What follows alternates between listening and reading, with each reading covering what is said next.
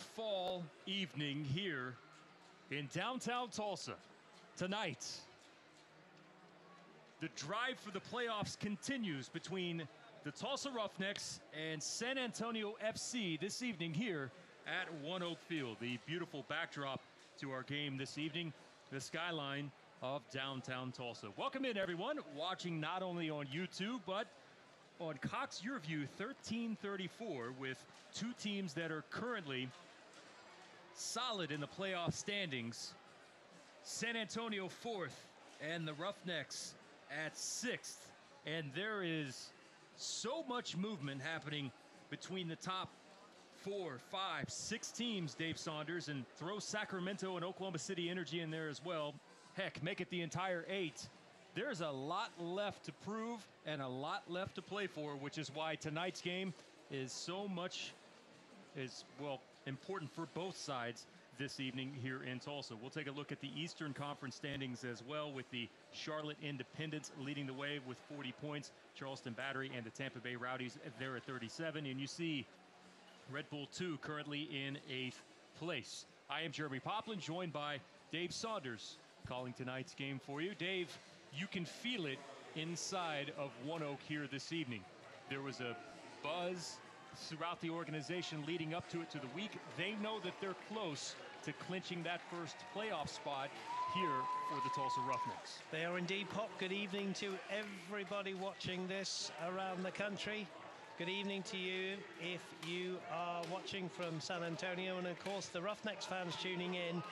And we're in kind of uncharted territory, aren't we?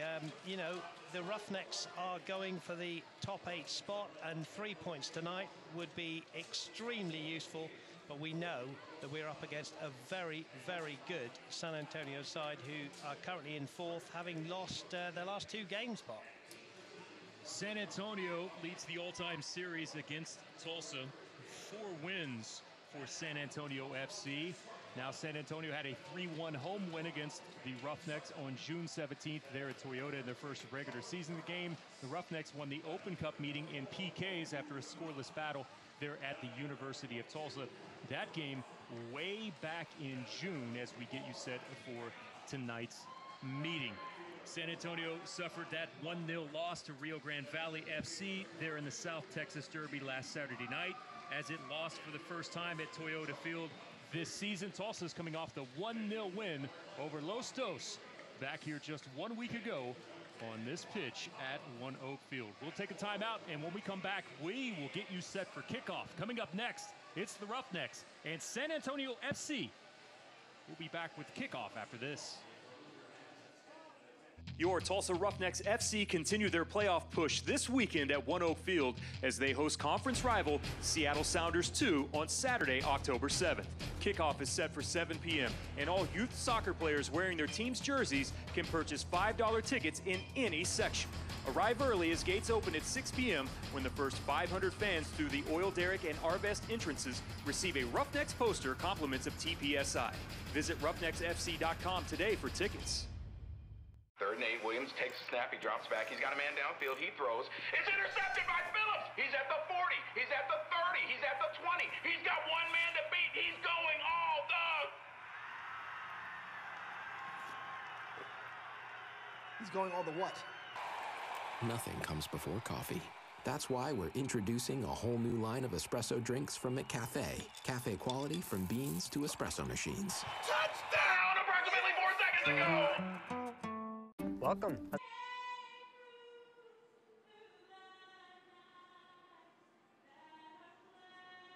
Friend that you think is most dependable. Oh! Wow. It's just not fair. Does she have to? She doesn't have to. Oh, I don't? No, but it's a tough choice, isn't it? Yes. Well, luckily, Chevy makes it a little easier, because it's the only brand to earn J.D. Power Dependability Awards for cars, trucks, and SUVs 2 years in a row. That's amazing. You want something that's dependable. That's the whole point. Yeah. Your Tulsa Roughnecks FC continue their playoff push this weekend at One Oak Field as they host conference rival Seattle Sounders 2 on Saturday, October 7th. Kickoff is set for 7 p.m., and all youth soccer players wearing their team's jerseys can purchase $5 tickets in any section. Arrive early as gates open at 6 p.m. when the first 500 fans through the Oil Derrick and Arvest entrances receive a Roughnecks poster compliments of TPSI. Visit roughnecksfc.com today for tickets.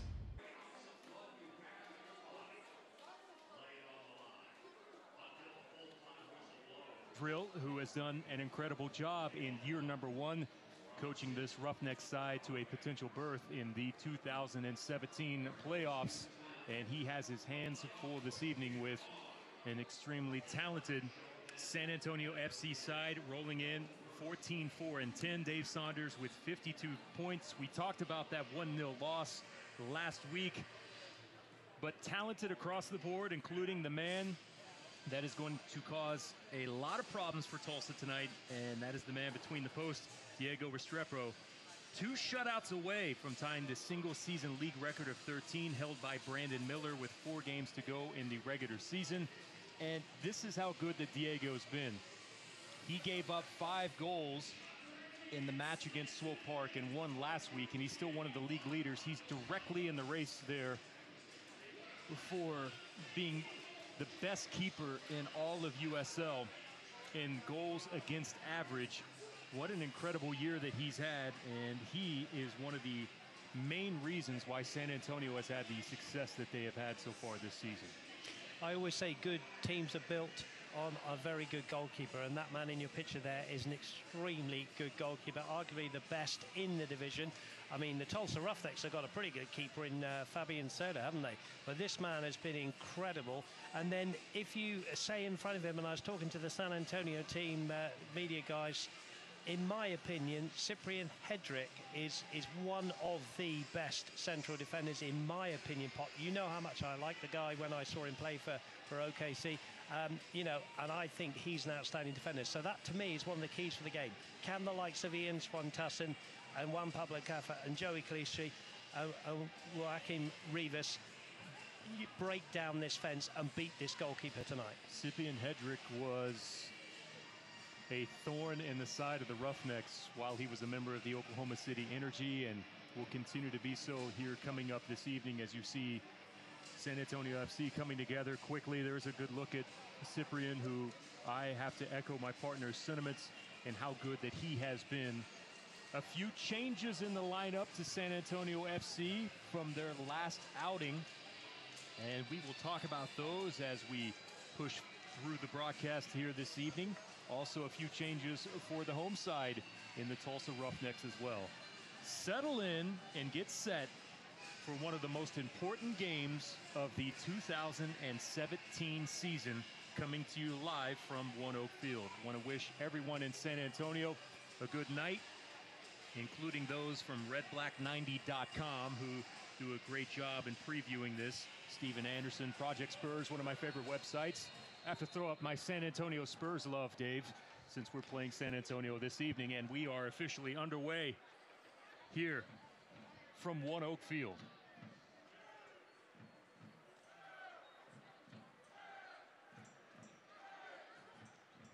Roughnecks will start with Rivas having an early touch, and will elect to go to the opposite side now, up over the halfway line.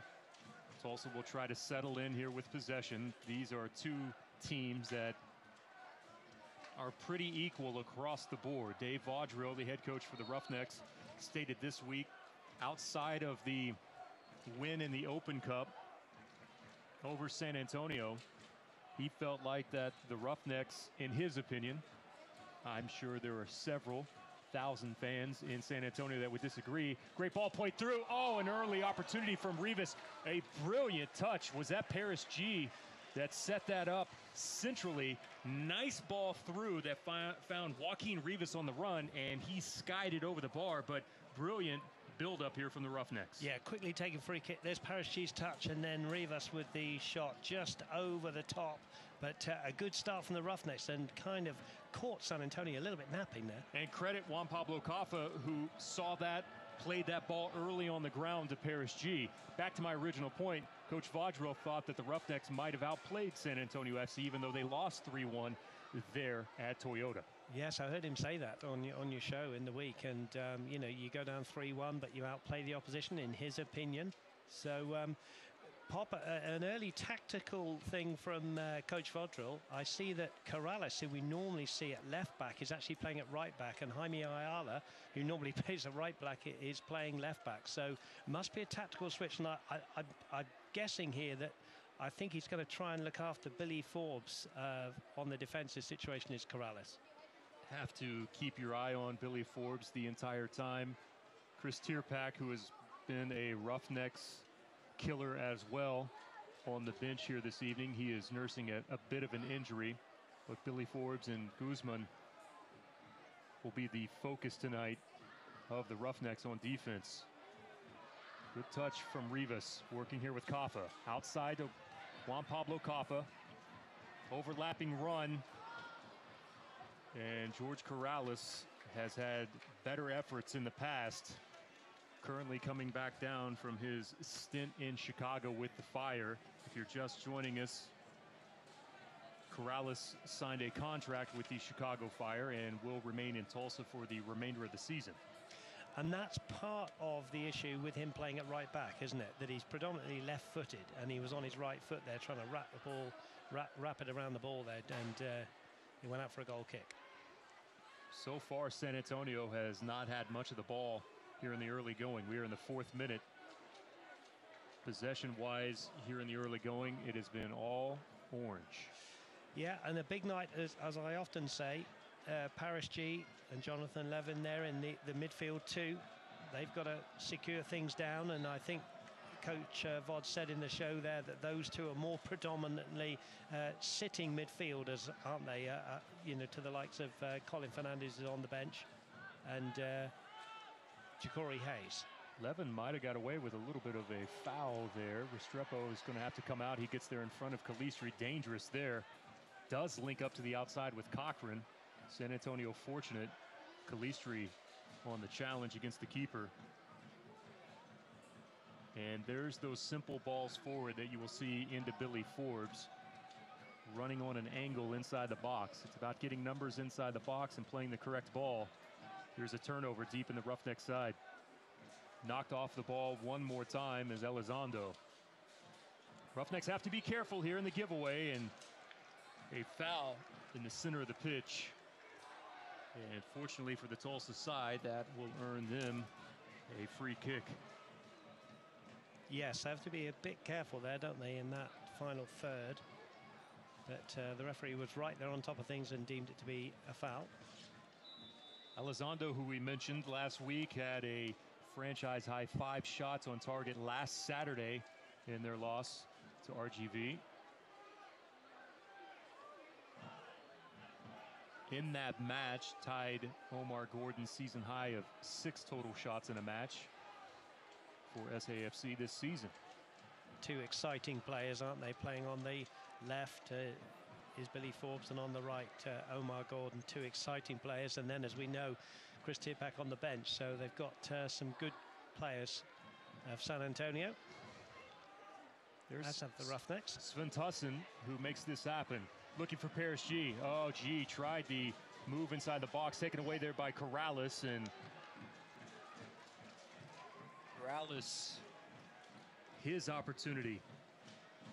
But you saw Corrales there getting it onto his favoured left, just coming in from the right flank there and trying to curl one into the top corner to beat this fantastic goalkeeper, but just getting under it a little bit too much. But good signs from both sides in the attacking thirds. One of the criticisms last week from David Vaudrell in the first half was he felt that his team was a bit lackadaisical, and we have not seen signs of that here in the opening moments so far. That's true. That's true, with a couple of changes to the back 4 as well. Bourgeois back in at centre back, and as we say, Jaime Ayala's coming at left back. Kosuke Kimura is on the bench. But you're right, they've got at it from the get-go here. Nice move from Ayala.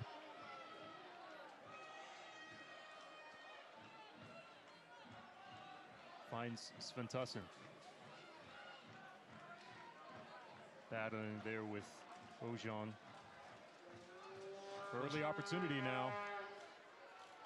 And Ian Sventusson, we know he will battle all night for the Roughnecks, plays in the lone striker role, and he's up against those two, Cyprian Hedrick and Rashandel.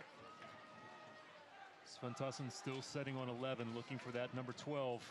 Curling ball in the box. Up off the back line was Jadama. Not much of a clearance for San Antonio. As a matter of fact, it will find its way almost out to Kaffa. And they will actually say that Kaffa caught a piece of that. Yeah, it was a good spot by the referee there, and Kaffa doing the old innocent, no, never touch me, ref. But it was San Antonio ball. Brought down at the center circle. Here comes Elizondo. Tight space, a shot directly at one Fabian Serta. Easy for Serta as Billy Forbes, off of the service from Elizondo, created some space for himself, and shows you how quickly that Billy Forbes can turn into a scoring threat. Yeah, good effort from Forbes and Fabian Serta. We know how good this goalkeeper is. Kaffa, Rivas. That's 3 in the first 8 minutes, Dave Saunders, that from the left, I believe from all on the left, whether that's Corrales or Rivas, that have gone by the wayside. Early opportunities here for Tulsa. Yeah, Greg Cochran is playing at left back, number 20, and Ryan Rashandel is playing the left. Here he is in possession now, and the Roughnecks have got a little bit of joy getting in between those two, the centre back and the left back. And that's good high pressure from the Roughnecks as well, trying to win this ball back deep in San Antonio territory. Always interesting to see how a team responds when there's pressure on them. These 2 losses in a row now. It's the first time this season that San Antonio has suffered back-to-back losses. Playing on the road here against a team that enjoys their fair share of the ball and has dominated possession in a number of matches so far this season. And to see how a team responds to adversity, I think we will learn a lot about San Antonio FC.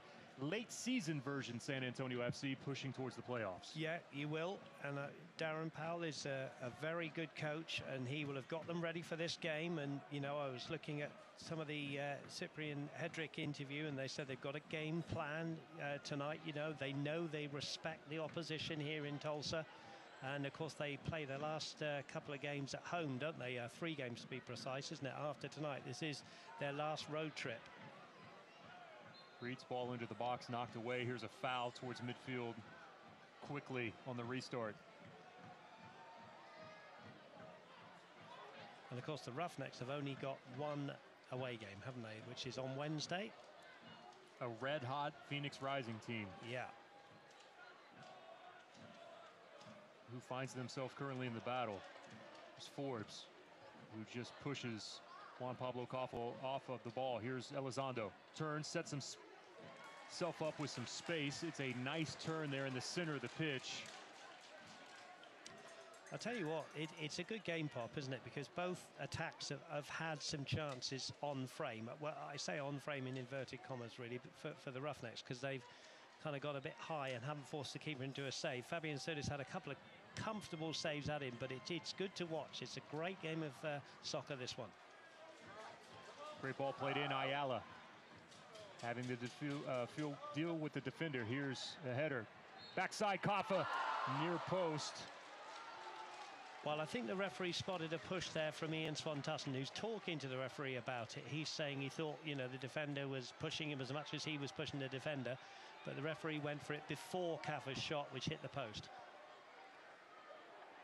I'm sure Darren Powell would have noted that down, that you cannot give Juan Pablo Kaffa that kind of space, Pop, in the box.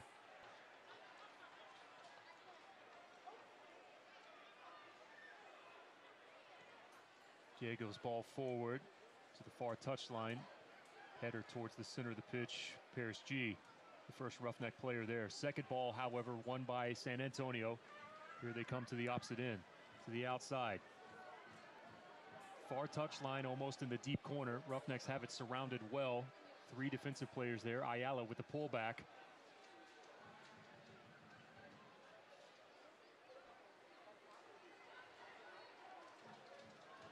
Calistri forward. Svantusson. Ian towards the byline, still on his foot.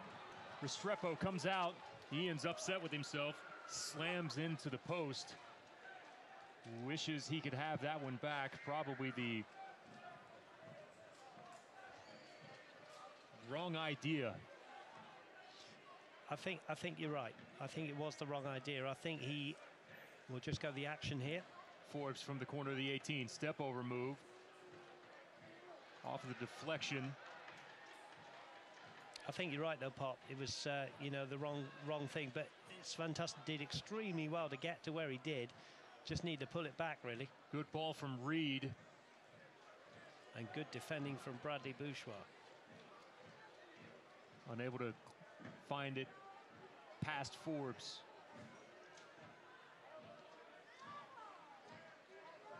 And Serta will save this before it goes over the line. Saves the Roughnecks a corner. Watch this ball here from Ian on the replay. Yeah, gets round the defender, and there he just wanted to put it back for Rivas. He would have had a tap in, and that's why he smacks the goalpost in disgust. Well, and I'll give Hedrick a lot of credit there. He slid in at the last moment, got just enough of the ball. Yes, he did. Good ball played in over the top, settled there by Cochran, and defending with Corrales.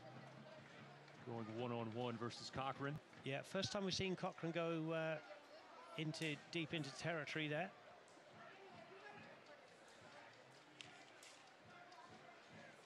Looks to me that Michael Reed is the sitting midfielder. Pecker likes to get a little bit further forward. There is Reed now. 4-4-2 for San Antonio, plays 4-2-3-1 in the formations for the Roughnecks. Ojong back to Pekka. No trouble whatsoever for Serta. Both teams clearly going at it from the start, aren't they? We've had 14 exciting minutes, Pop. It's pretty much been end to end, hasn't it?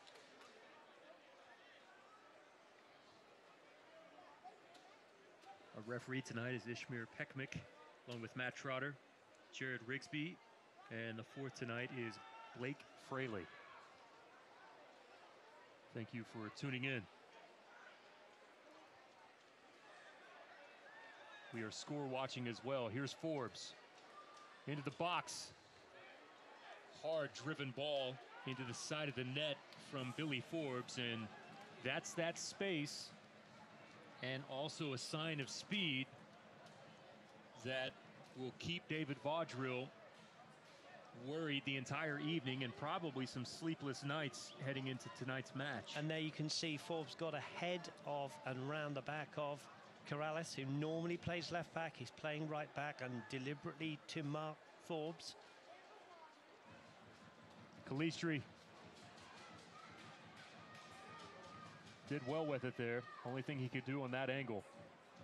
Has his hands full. Ayala. A bit too deep for Svantusson on the service from Ayala. Quickly on the outlet. Here comes Cochran. Ball played on the ground. Bourgeois. Elizondo. Take it away there.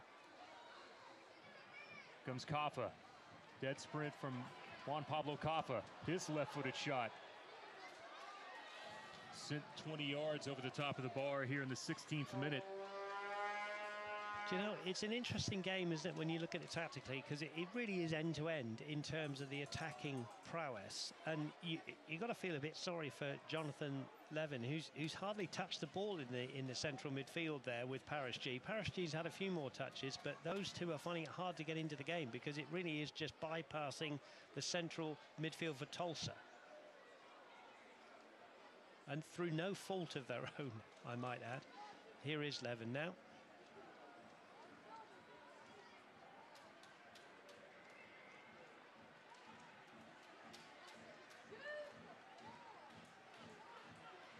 Kalistri finds Sventusson. An attempt at a back heel. In tight space now, and Kalistri with a giveaway. But very noticeable to me that Levin and Angie are sitting, as Dave Vodrell said to you in the midweek show, that they are more defensive in their outlook, and I'm sure that's a first half tactic. There's a gentleman that has been quiet so far this evening that the Roughnecks will be keeping an eye on as well, as Omar Gordon. There's Levin, who came in early on in September and took him a little while to get up to speed. And as Coach Vodrell has mentioned on a different player, such as Ayala, when he's come into the system as well, they ask so much sometimes of those guys. It's a little bit different from what they're used to in the second division in Mexico. Absolutely, and he was my man of the match last week. He was an unsung hero in the 1-0 win over Los Dos. Kalistri with the attempted turn, done well there to be bodied off of the ball. Here's Sventusson, who is offsides. Flag was up immediately. Yeah, I think it's the correct call from the AR there. But Ian Sventusson going over the top, which has been a bit of a feature from the Roughnecks in front of goal tonight. So they're needing one to drop and have a good, you know, at least bring a good save out of the keeper, or hopefully from the Roughnecks' point of view, put themselves 1-0 into the lead. 0-0, great game, Pop. 18 minutes have flown by. Nike is the official sponsor of the USL. For more information, visit nikesoccer.com.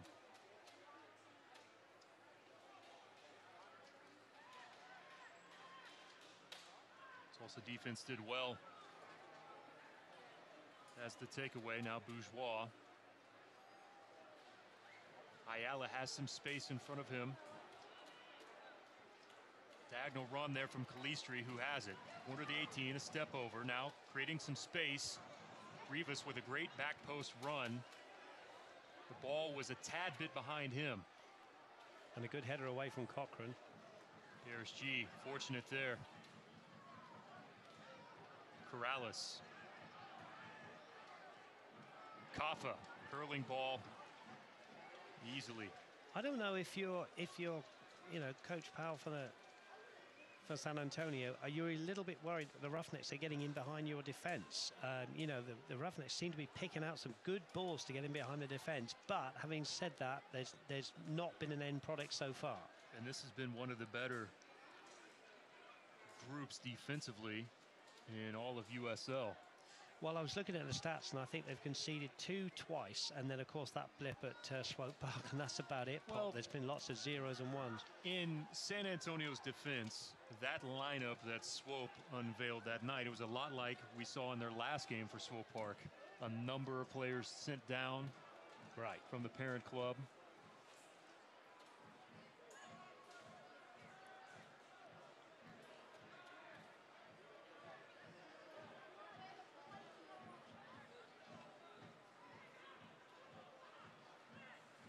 Corrales with virtually 0 pressure on him. Tulsa now from the opposite side. Ayala's offsides. Referee hasn't noticed it yet. Now he does. And the Roughnecks are caught one more time. Fans, you can stay up to date on the latest USL news and information from around the league. Tune into USL Coast to Coast with Mike Watts Mondays at 9 Eastern on Sirius XM FC channel 85. Also, don't forget, Sirius XM FC will air the USL Game of the Week. You can check USLsoccer.com for dates and times. We are score watching this evening as well, because if Tulsa wins and Colorado Springs wins, they would clinch a spot this evening. And I can tell you, after 21 minutes, it is Colorado 0, Orange County 0, in exactly the same minute as tonight's game. And of course, later on tonight is Rio Grande against Swope Park, Reno versus Real Monarchs, and Sacramento Republic against Phoenix Rising.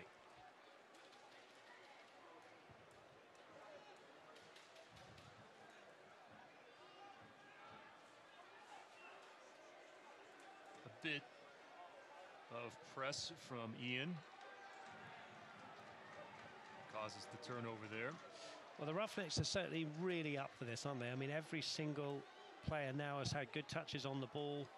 They've had slightly more possession, but you've still got to worry about the attacking prowess, especially down the wings from the Roughnecks with the likes of Billy Forbes and Omar Gordon.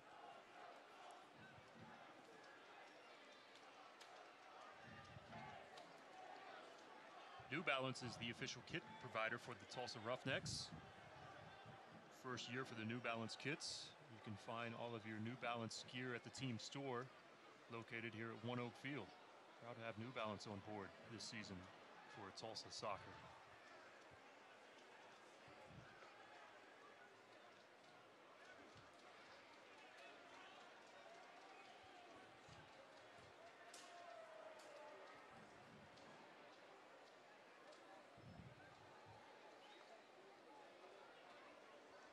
First sort of lull in the game, isn't it, at the moment? Both teams have gone at it from the outset.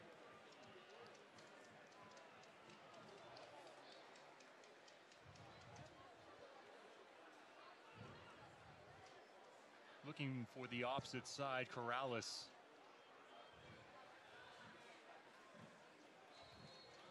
And now a foul, quick on the restart, Paris G.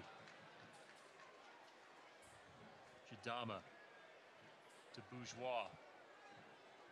Bradley Bourgeois was not in the lineup last week. He had a family wedding to attend.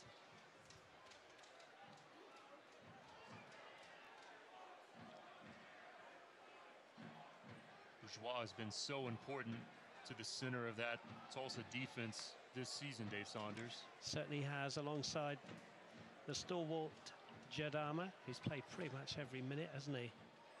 And then Ugate's on the bench tonight. He's a pretty decent player as well. Looking for Sventusson somehow in between three defenders. Now, San Antonio, so far this evening, as Roughnecks players run into each other, and now a foul. This will be Juan Pablo Caffa territory. So far, it's been a physical game from San Antonio. Yeah, and we know that, you know, again, to praise Cyprian Hedrick, I mean, he's a fantastic player. He's very quick and he's also very physical. And I think Ian Svantusson's getting a little bit frustrated. He's just had a chat with the AR nearest to us here in our commentary position, saying, you know, there's arms around me. But, you know, that's his game, isn't it, Ian Svantusson? He won't mind that secretly. He won't mind that battle, that physical battle. And he'll give as much back as he gets. Let's see what Caffa can produce here. Curling ball. Near post run from Rivas. Just a bit off of the pace from the ball played from Juan Pablo Caffa.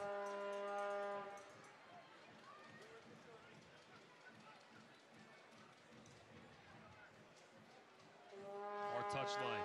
Here's Gordon.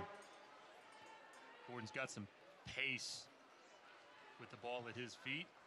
Ayala did just enough.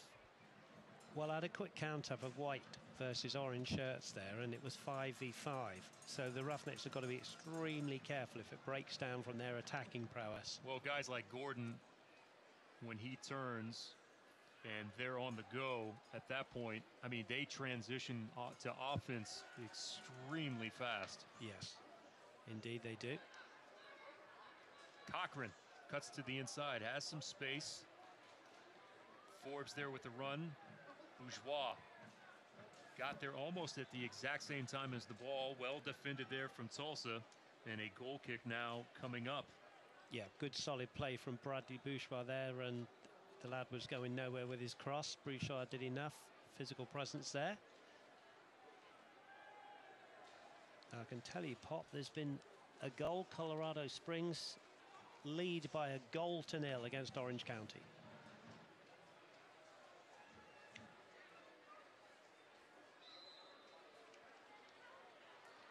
Foul there with Sventusson.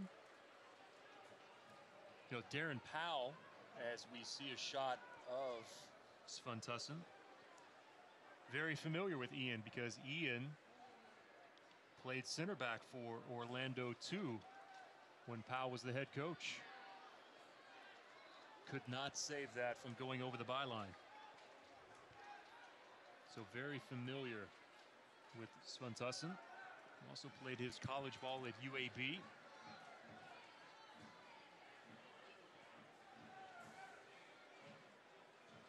Fabian Serta coming off one of the saves of the week on USLsoccer.com.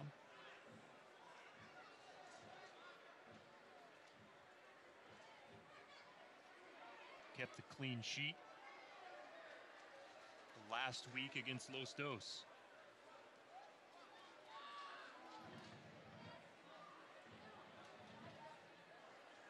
And high pressure from Ian, and Restrepo will remain on the ground, and Ian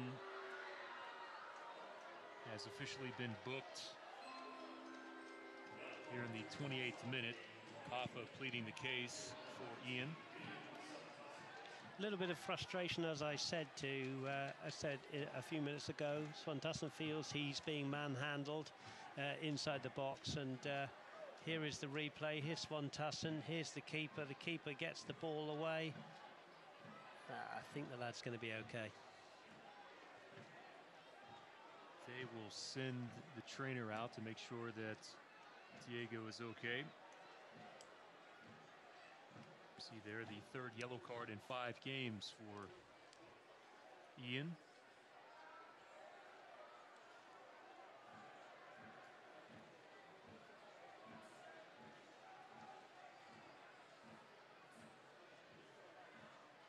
Gives us a chance to remind you that you can stay up to date with all the latest league news and information by visiting USLsoccer.com and follow them on Twitter at USL. One Oak Field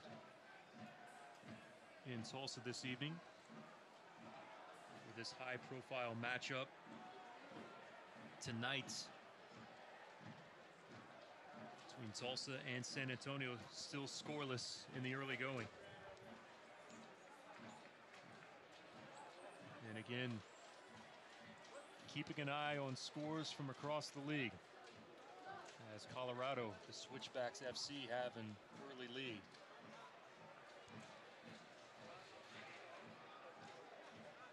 Looks like Restrepo is going to be okay. Up and at him.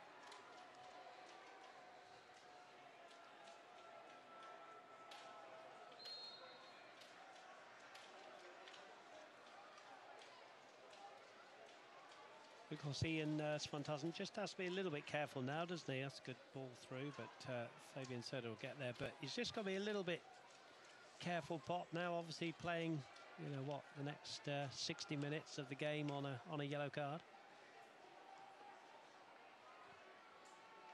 Of course, San Antonio playing without Ben Newman, was sent off after receiving a red card for his violent conduct in that game against RGV. So he misses tonight's match, as well as the next 2 home matches, Tampa Bay and T2. And believe it or not, the team in which he received the red card, that's the team that he will return against in the season finale, RGV.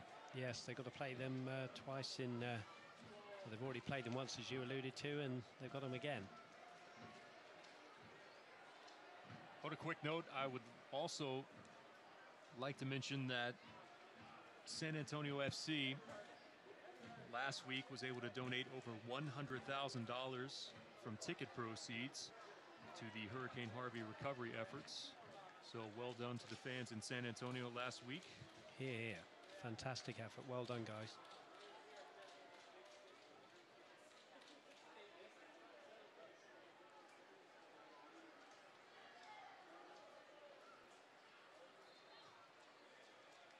Just to show you how dominant that they've been at home, Dave, that was not only their first loss in the 17 season at home, but the first time since a 1-3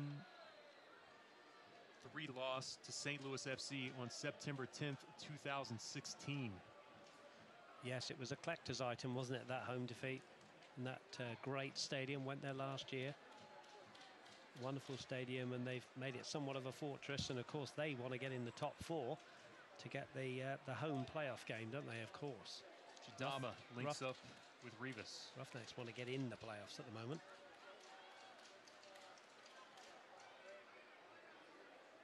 Square ball from Corrales, finds Ayala. Chidama, who has some interest from Minnesota United.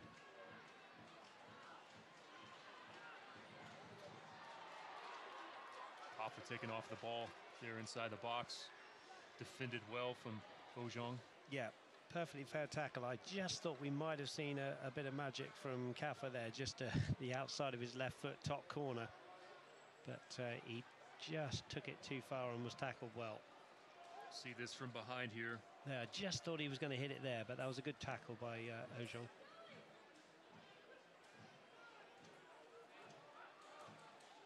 Happy birthday to the number 10 as well for the Roughnecks. Yes, we talked about that last week. What is he, 32 or 33? 33 this 33. evening.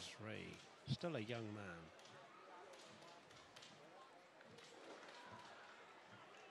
That one dumped towards the byline, and a goal kick now coming up for San Antonio FC. So important, we always say, to the Roughneck cause. Juan Pablo Kaffa plays in the number 10 shirt and the number 10 role, just tucked in behind Ian Swantussen, and you see him crop up on both wings. Corrales took a bit of a crack on the ankle there. Ian's ball more towards the penalty spot. Calistri was well to the outside. Corrales, by the way, hopped up on the far end.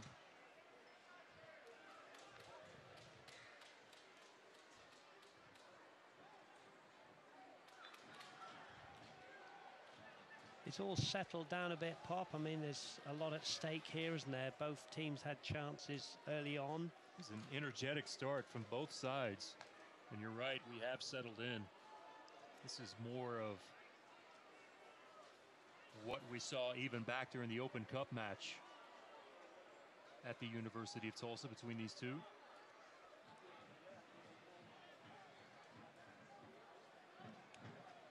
And Colorado have gone 2 up now against Orange County.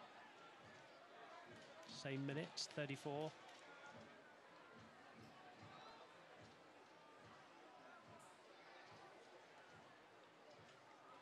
Talked about Restrepo and his clean sheets. You know, Fabian Serta 8 on his own so far this season for Tulsa.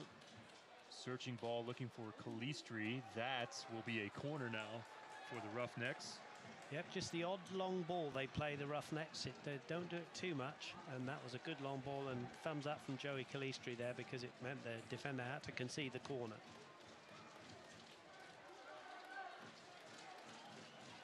Hoffa, the captain.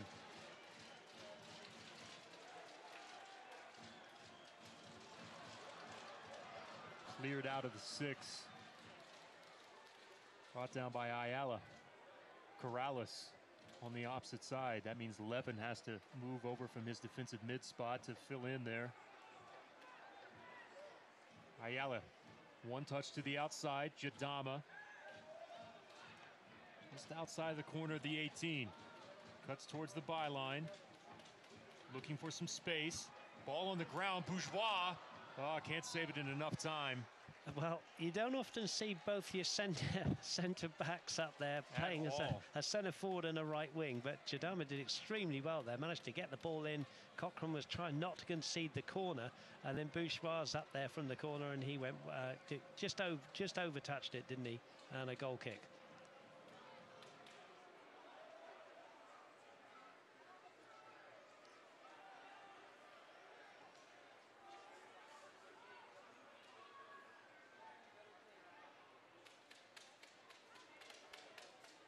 Spins away from the pressure. That touch just a little bit too far out in front. That's the Roughnecks to find Serta. And this time Swantussen does get a free kick.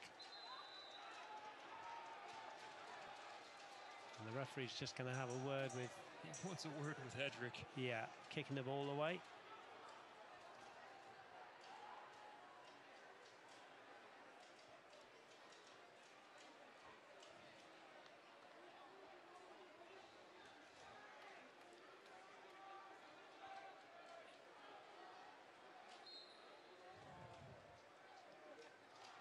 Hoffa, Jadama! Well, a brilliant save. You see Restrepo asking Cochran where the help side is at. And Jadaba was turned away by Diego Restrepo. Yeah, another save he chalks up there, and a very fine save it was as well. We'll get to look at that after this corner, because here it is. Near post. Knocked out by one of the San Antonio players. They are pointing towards Rivas, but it results in another corner.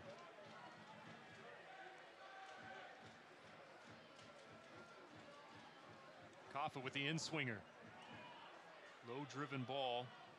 San Antonio gets there first. Out of the box now, Levin out with the challenge. Forbes almost came away. Corrales. Rivas left-footed shot. That's pushed away on the opposite side by Restrepo. So the pressure starting to build a little bit here from the Roughnecks. Yeah, I was just going to say that chance for Jadama, which had everybody looking at each other and in the San Antonio defense, and Restrepo saying, come on guys, where are you? And that kind of opened a door slightly for the Roughnecks here. They're really pressuring here.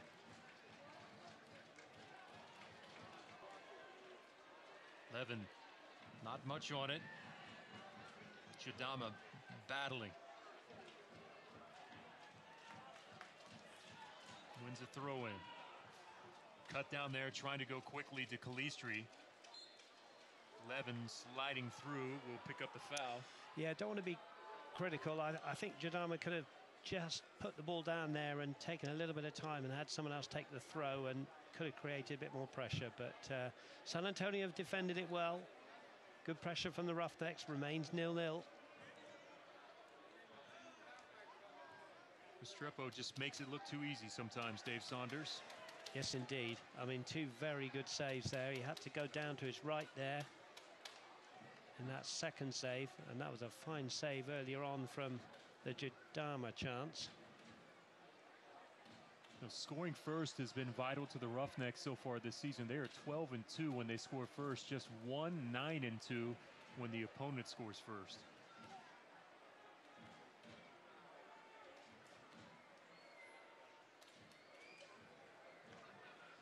Well, Jadama there, just coming forward. I mean, that's open play, and he's got into the box there. Oh, Juan Pablo Kaffa.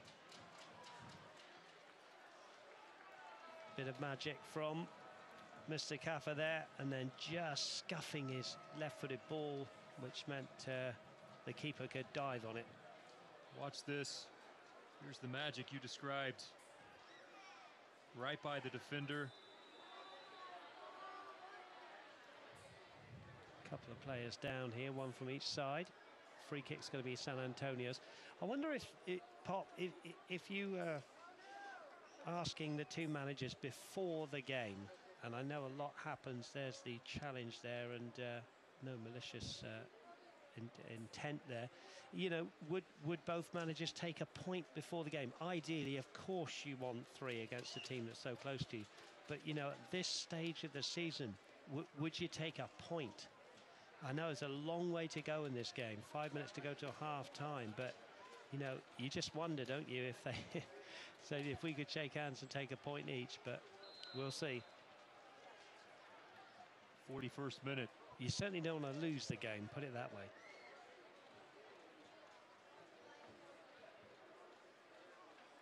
Serta had to take a few steps back.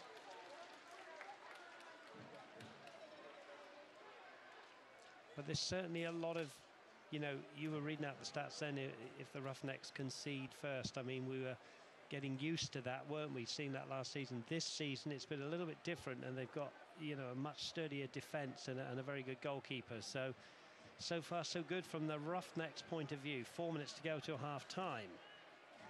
Nike's the official sponsor of the USL. For more information, you can visit nikesoccer.com. Searching there for Sventusson. Levin with the header.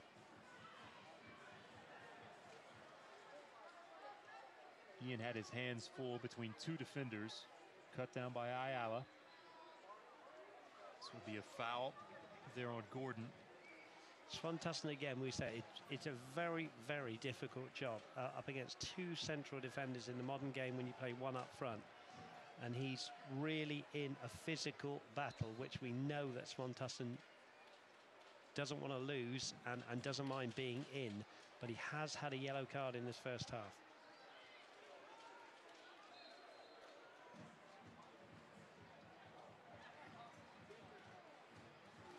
Free for just a moment in the box and quickly to the opposite end. That'll be a handball from Paris G. And probably a yellow card, I think. More than likely, and that. Now, who was that yellow card for? I think it was for Pekka, wasn't it? Yeah. Yeah, Pekka. and now he will award, I believe, Paris G will get a yellow Paris G card. will get the yellow for the handball. Boy, Ayala really tried to sell that contact there to the back of the head, and I mean, did end up with a yellow card for Pekka. It was an important handball. Extremely important, you know. because one of the most dangerous men on the pitch is Gordon, and he was the one there. Yeah, there was a little swing of the arm there from Pekka, but I think he was just trying to get the ball back, to be fair. Yellow card.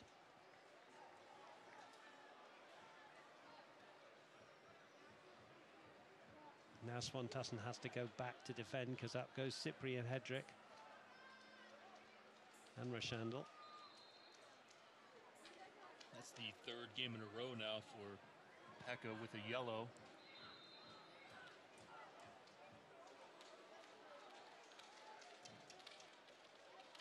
Reed driven away.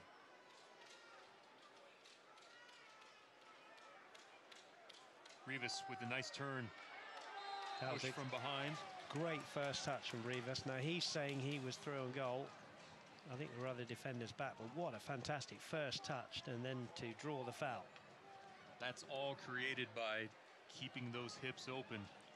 Watch this. Now we just missed the initial turn there. That's Hedrick with the foul. And you're right, there was a defender that was behind, so he was not on. Seen him given yellow cards for those there. Have stoppage time added.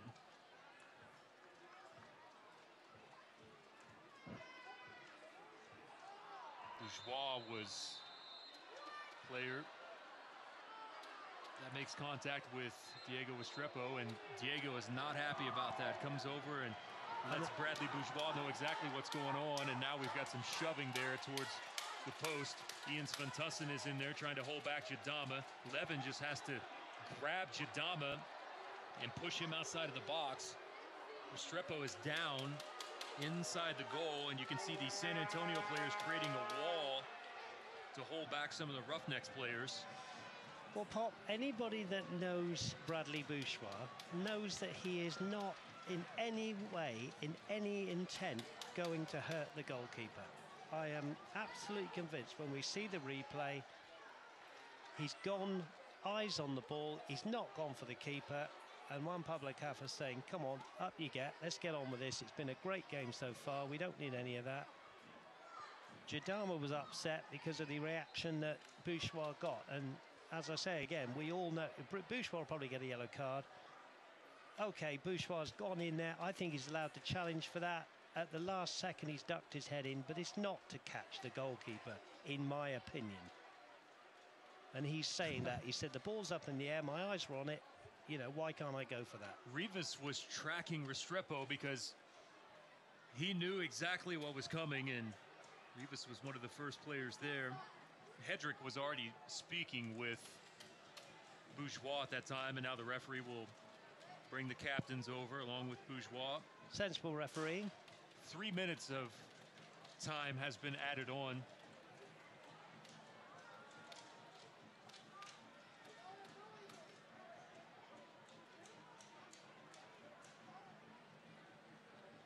Has added to the excitement here.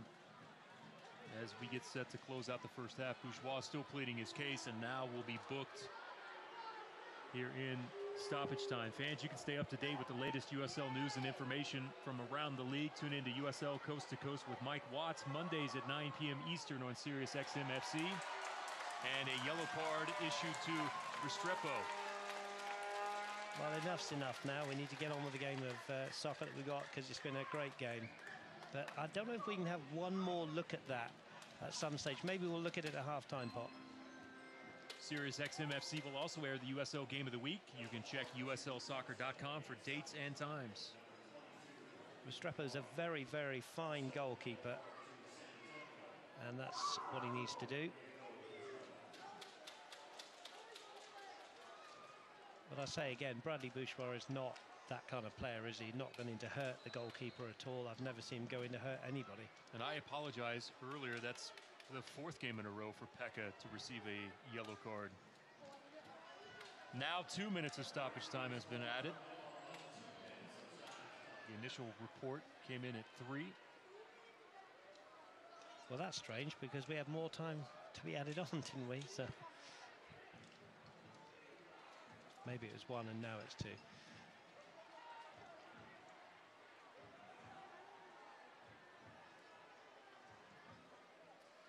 Cheeky there from Diego.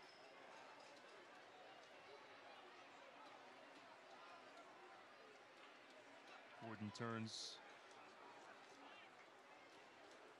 Got to take on 3 Roughnecks. Turned away. San Antonio not to be denied here late in the first half. Probing forward, Reed.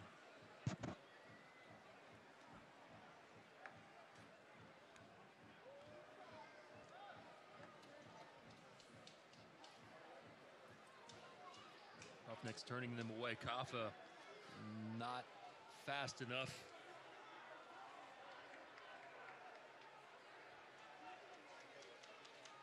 It was a chippy game last week with RGV and San Antonio.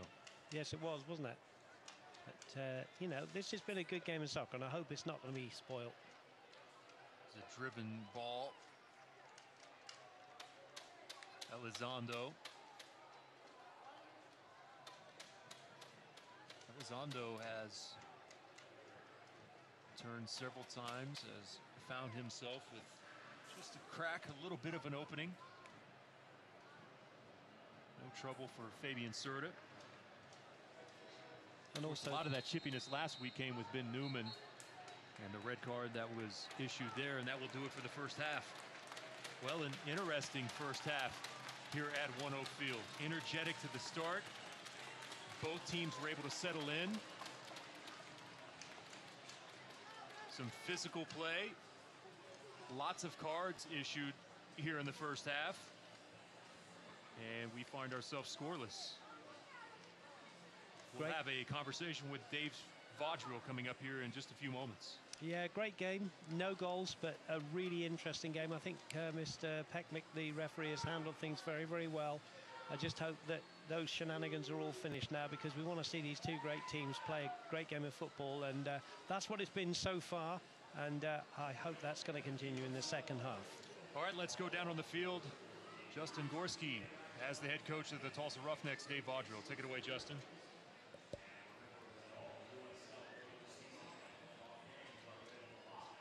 Free and in high definition on YouTube. Connect with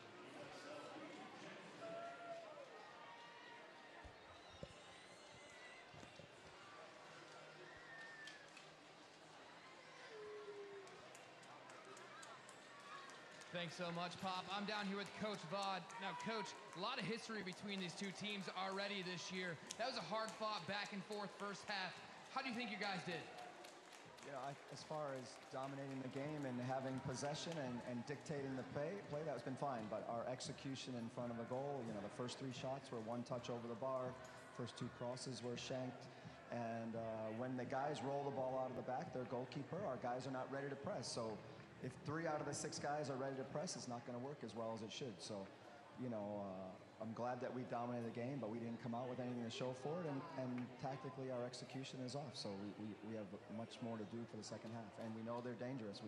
We didn't give up a lot of chances, you know, but it doesn't take much for them to score goals. So we just got to keep playing better. What's the quick 2 words that you're going to say to these guys, or the quick, one-liner to the fans? What are you going to talk to these guys about in the locker room? What we said before is this is a playoff game.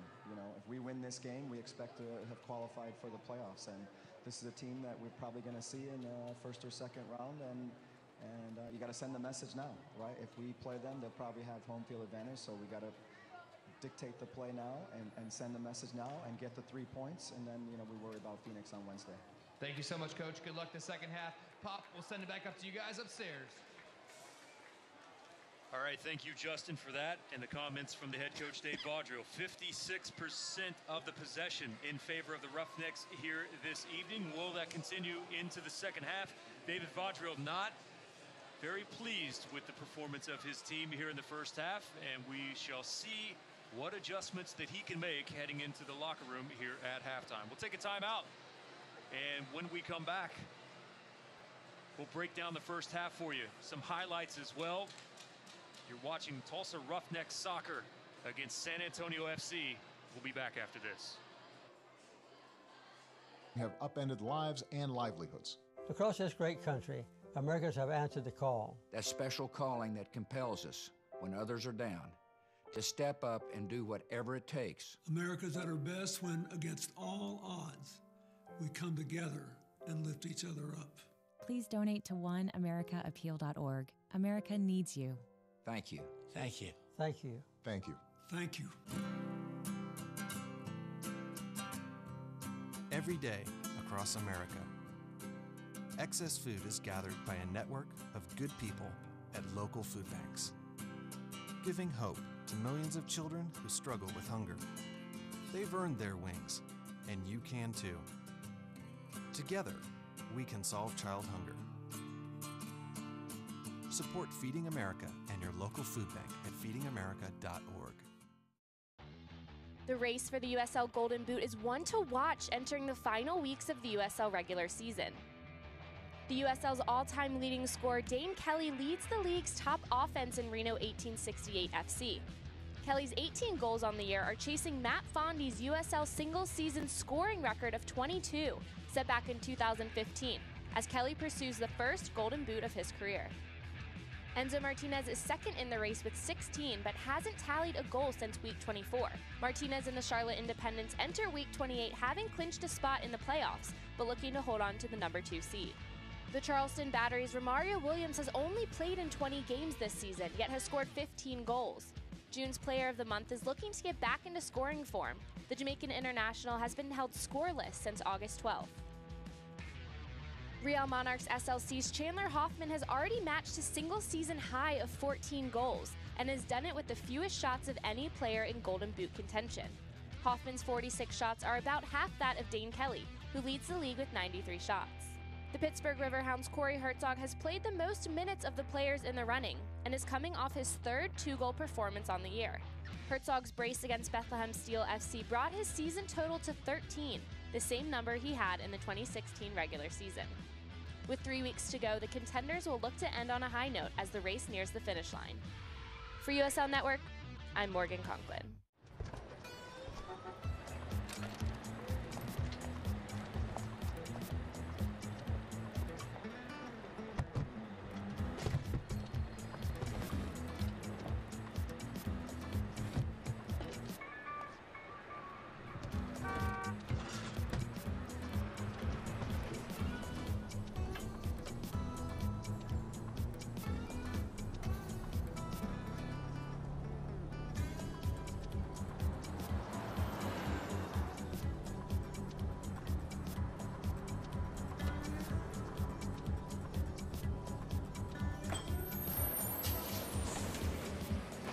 It's a short ride from your neighborhood to your naturehood. Find fun activities to do, like boating and biking, or camping and hiking, plus much more. To find a neighborhood park or green space near you, visit discovertheforest.org. Hamilton was adopted from a rescue in 2008. He knows he's a pretty big deal. How could you not love him?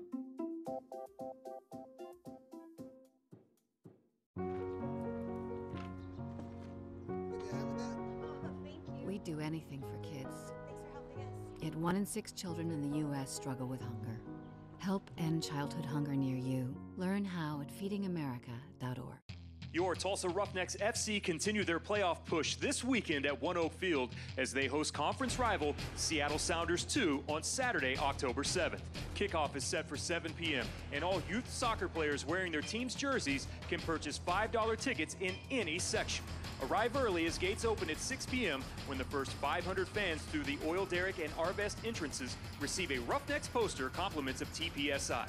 Visit roughnecksfc.com today for tickets. Welcome. How's it going? Hi. Hi. Okay, so you've got 2 friends here. Yes. This is the J.D. Power Award for dependability. Now, I want you to give it to the friend that you think is most dependable. Oh! Wow. It's just not fair. Does she have to? She doesn't have to. Oh, I don't? No, but it's a tough choice, isn't it? Yes. Well, luckily, Chevy makes it a little easier, because it's the only brand to earn J.D. Power Dependability Awards for cars, trucks, and SUVs 2 years in a row. That's amazing. You want something that's dependable. That's the whole point. Yeah. I am Jeremy Poplin, joined by the head coach of the Tulsa Roughnecks, Dave Vaudrell. You saw him grow and the conversations that you had with the Fire, now with Calistri going back to Chicago. As the game went along, I thought we did very well. We moved the ball very quickly. He's consistently the guy getting the most opportunities and the most assist opportunities for us. So.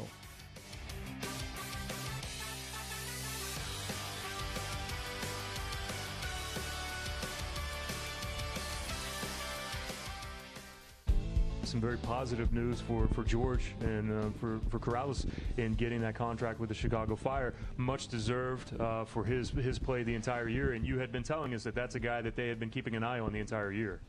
Yeah, all the congratulations for a great season. He's just been an absolute machine up and down the field. You know, he took a couple of too many yellow cards and a couple of PKs in the first third of the season, and we talked to him about tactically, you know, how to manage his game, how to manage his runs forward, how to manage his time with the ball, and how to manage just staying on the field, not taking too many easy yellow cards. And, you know, he's responded technically, tactically, his decision making, and obviously his ability to just go bombing forward and to close down guys. You know, we stuck him on Billy Forbes man-to-man, and he shut him down for, you know, for the one game that we really stuck him together for the most part. And, you know, always has the ability to get behind, and that's a really specialized position right now in the higher levels. You know, MLS, you can't name, you know, too many guys who can really fill that position right now and do it well. And Chicago's been struggling. They made Matt Polster from a defensive midfielder into right back, and he's found a home. And you know, Brandon Vincent's a young guy, and when he's healthy, he's done an okay job. But when he was not healthy, or you know, they're really looking. So George gives them a little bit of an insurance policy for this year and a good prospect for next year to go compete for a starting job.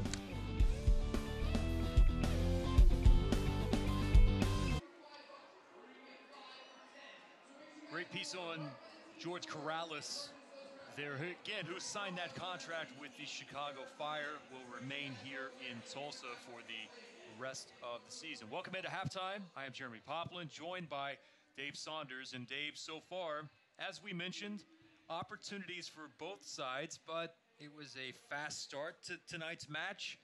Had a little bit of a lull in the middle, and then things seemed to pick up a little bit there towards the end of the game. A lot of that, though, with the yellow cards that were issued, but all in all, Roughnecks with the lion's share of possession so far here in the first half. Lion's share of possession, but I think we've alluded to in the commentary, Pop, 2 great goalkeepers tonight, and I think Fabian Cerdas had some nice, you know, fairly comfortable saves, and Restrepo has, you know, had his work cut out as well.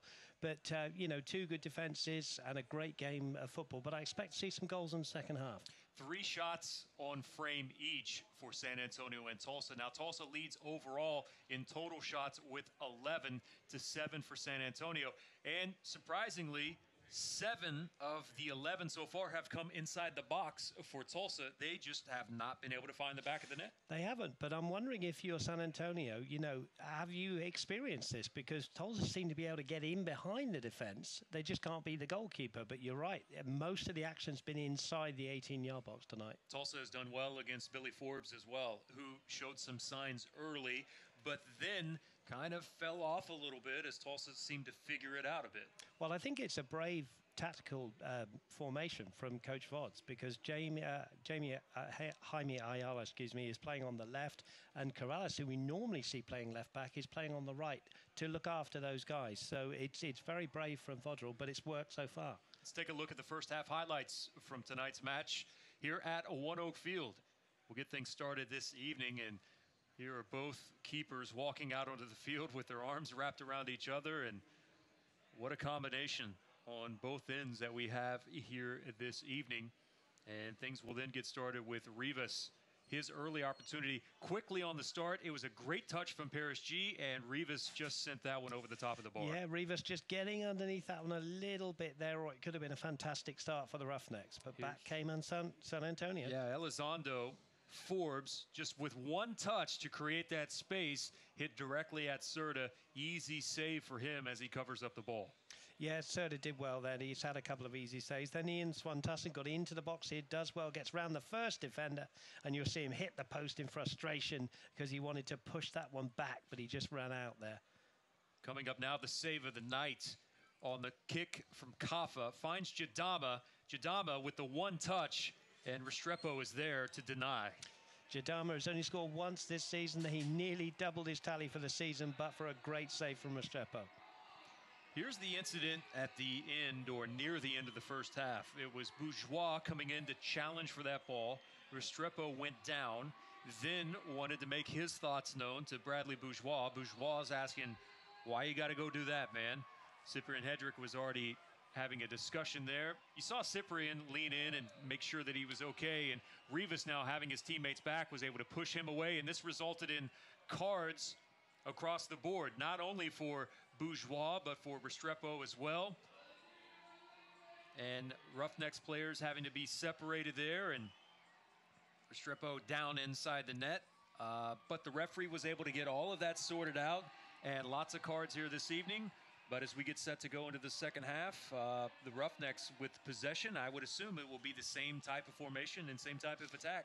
Keep going as you are. Coach Vodds not so happy with his first, for his team's first half performance there. I hope everything calms down with those shenanigans and we see both teams going for it tonight.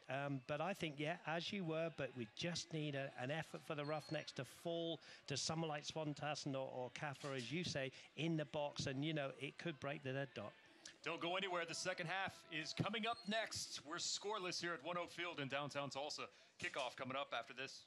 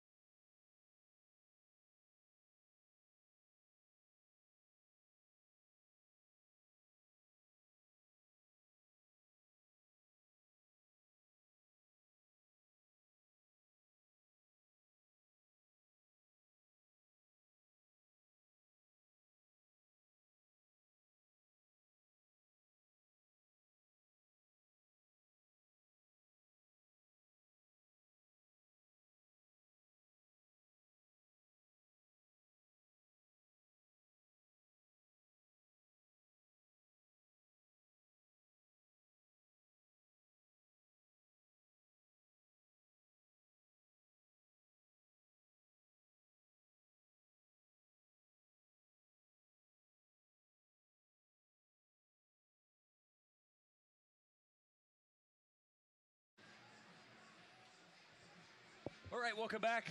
One Oak Field. See the moon tonight. It's a lovely night here in Tulsa this evening, as the early portion of fall, as a terrific night for this match between San Antonio and Tulsa here this evening. Scoreless at halftime. Both teams, as we mentioned during the half, 11 shots total for Tulsa, 7 for San Antonio, and both have 3 on frame through the first 45 minutes. Tulsa trying to inch closer to a playoff berth. The first one in the history of this young franchise. And there's the man that has denied Tulsa especially from Mo Jadama. Restrepo, he's been great the entire season and continues so far here this evening. Yeah, he's a very fine goalkeeper. He's 6 foot tall. And he's had a very good night so far, as has Fabian Soto. So, who is going to win this game? Who's brave enough to go for it, maybe? Levin with the early action. Last played for Veracruz in the 2nd division in Mexico. Calistri offsides. Thumbs up from Joey on the ball.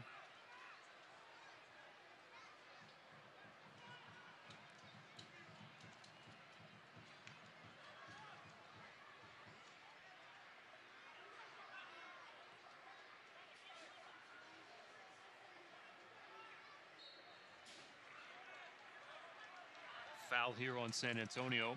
We shall see, Dave Saunders, if there's an extended period of time where San Antonio has more of the ball. There really wasn't a large stretch in that first half where they had the majority. No, you're right. And I think that's one of the things that Coach Powell would have said to them is, you know, you've got to keep hold of the football and do, you know, 5, 6, 7 passes like the Roughnecks are doing. Rivas, Kaffa. Will be off of San Antonio at corner now, coming up here in the 47th minute.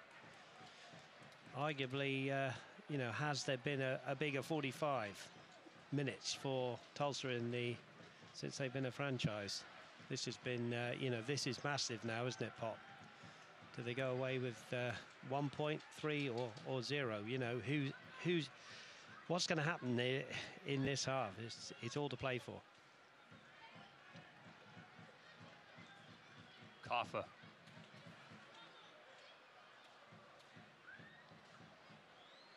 Contact there with Jadama and also Gordon. Restrepo comes away.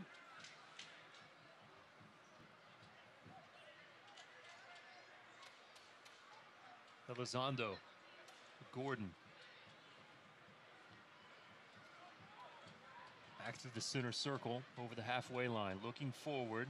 Well done by Corrales to step in front. Here comes Rivas. Rivas tried to go around Pekka, unable to do so. Brilliant from Levin there. Saw the danger immediately, slotted into the right back role. Now he moves forward to the midfield. But Corrales caught up the field there, and you don't want to leave a guy like Billy Forbes on his own. And so class from Levin. One of the things that Dave Audrill mentioned going into the locker room at halftime was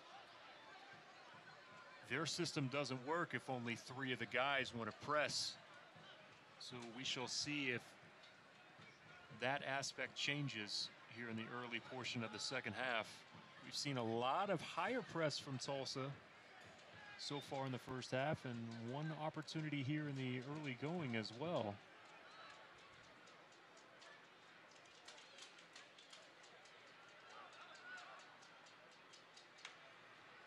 There's a dangerous ball. That's Jadama.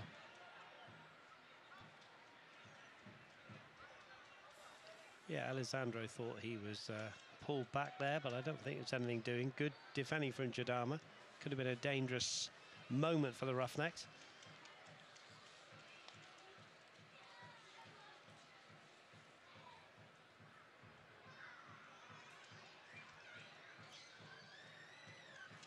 Of course, the other thing that comes into play is who's going to be the first coach to make a change? Or is it one of those nights when you just rely on the guys on the field? And there's plenty of options for Dave Audrill. Good ball received at the 18. And good hold-up play from Guzman there. Came off of Reed. Reed now.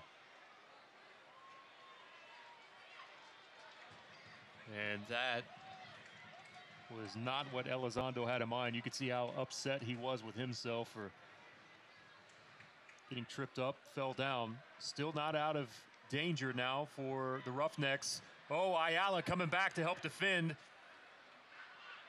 Ball loose on the ground, and somehow the Roughnecks clear that out of the box. Oh, Fabian Serta was kind of caught in no man's land there. It was free and bounced around between the Roughneck players and the San Antonio players, offsides on the opposite end, and we'll have to go back and look at that. Well, look, there's a suspicion of handball here from Ayala as he goes down there, but it would have been accidental. There was a half appeal from San Antonio players. Then Fabian Serta's in there, and in the end, Ayala gets it clear, but the Roughnecks surviving that one. Would have been harsh on Ayala and the Roughnecks if a penalty had been given, but... Boy, Serta being caught in that position where he's down on the ground, having to play it there with his feet.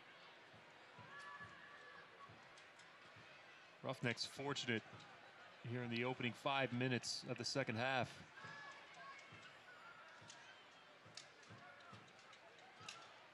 It's almost being played like a playoff game, isn't it, Pop? I mean, it's sort of, you know, nip and tuck, and like we say, no coach is doing anything on the bench yet, so it's real playoff atmosphere. Here's Gordon.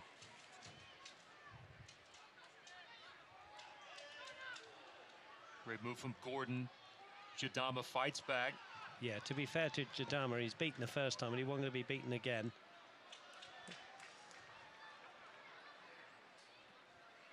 And credit as well, even though it looked like the ball did hit the hand of Ayala while he was down, it was him helping back that actually saved the day early for the Roughnecks. Great defending, wasn't it? Here's the Omar Gordon there. That's defending in pairs. Yes. And it is great awareness there from Ayala, supporting Jadama. Good battle there with Forbes and Corrales.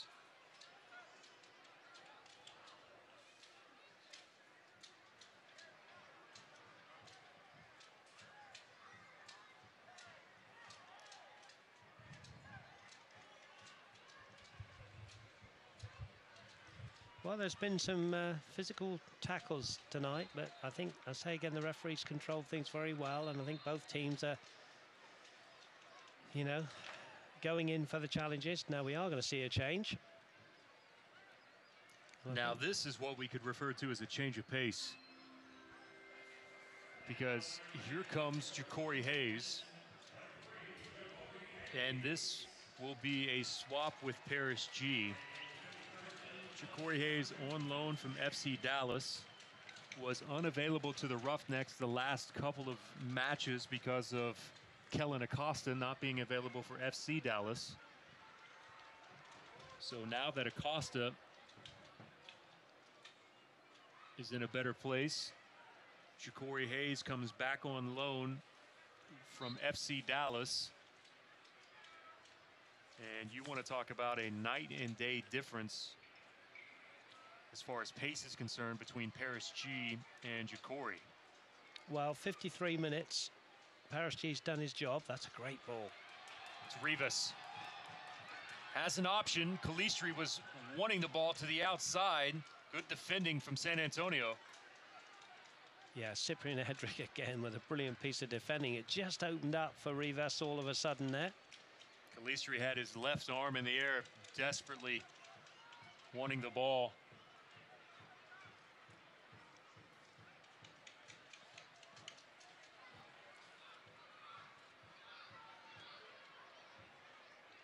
Oh, that's brilliant defending, Ayala. Just used his shoulder well there. Now these two get in a shoving match here in the corner.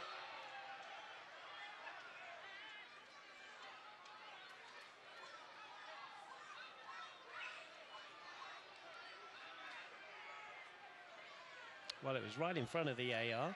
Ayala's saying, well, you know, what did I do wrong? I think it was a... Ayala's complaining because he felt like that Gordon cleared some space, gave him a little shove in his chest. That's what initiated all of this. Well, it's brave officiating because you don't see a lot of those, do you? But, you know, in my opinion, there should be more called because we often see, you know, players shielding the ball and anywhere else on the pitch it's obstruction. So, you know, free kick and Roughnecks have to defend. Left-footed ball from Forbes. Ayala, the first player there. Pekka. Both teams working extremely hard in both attack and defence.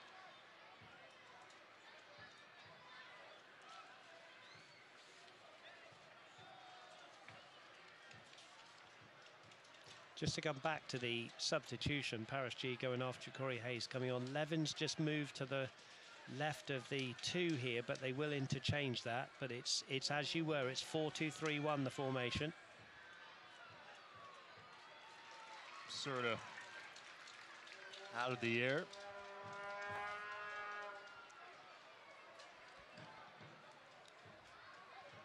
Orange County have pulled a goal back, Pops. It's now Colorado 2, Orange County 1. Fight for that 8th spot.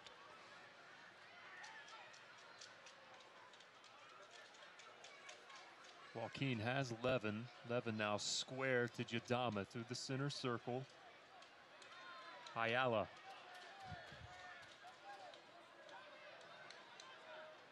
Ayala finds some space behind Gordon. A header that's there, Restrepo. Well, that was great play from Ayala. Took on the lad on the right there, and Cyprian Hedrick just missed that. It was a misjudgment there from Cyprian Hedrick, and it rather hit the back of Rivas and dropped to Restrepo. Calistri tracking back, tackle there. This will be on Michael Reed. Ayala's down. He felt there was a cleat showing there. Nothing from the referee. Ayala's been down in several instances. Yeah, he's going to talk to Reed. And Reed into the book, the 58th minute. Well, we'll see this. You know, Ayala thought there was a foot up here from Reed there. That touch there wasn't so good. Outstretched leg. Make your mind up at home.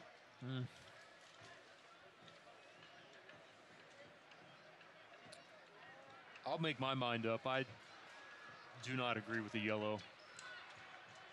I think that's what I was alluding to, Bob. I think it's harsh. If I was Reed, I'd be a little bit upset with that one, but can understand Reed's frustration.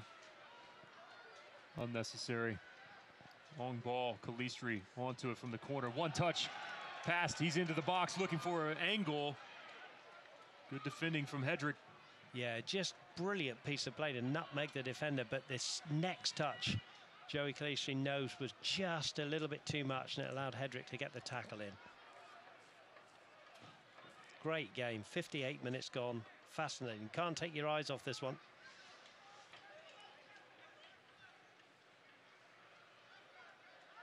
On the touchline for Ayala, the flag is up on the far side. Must have gone a yard early there. Kaffa played the ball down the left-hand side.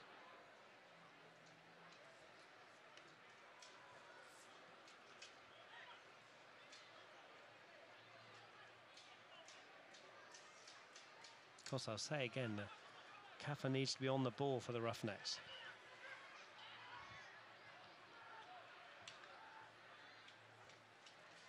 Cross there looking for Elizondo.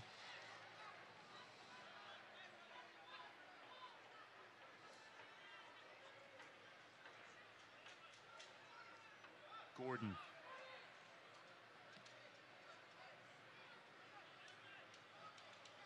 The other way for San Antonio. From the touchline, headed away by Bourgeois, settled. Decided to have a go from distance. Deflected off of Billy Forbes. San Antonio now trying to maintain possession here. Roughnecks with the ping pong ball out to Gordon from the near touch. All played on the ground, laid back. That's Red with Forbes. Red continued that run through. Forbes just could not link up with him, and here's Joaquin Rivas. Sventusson, Rivas continuing his run.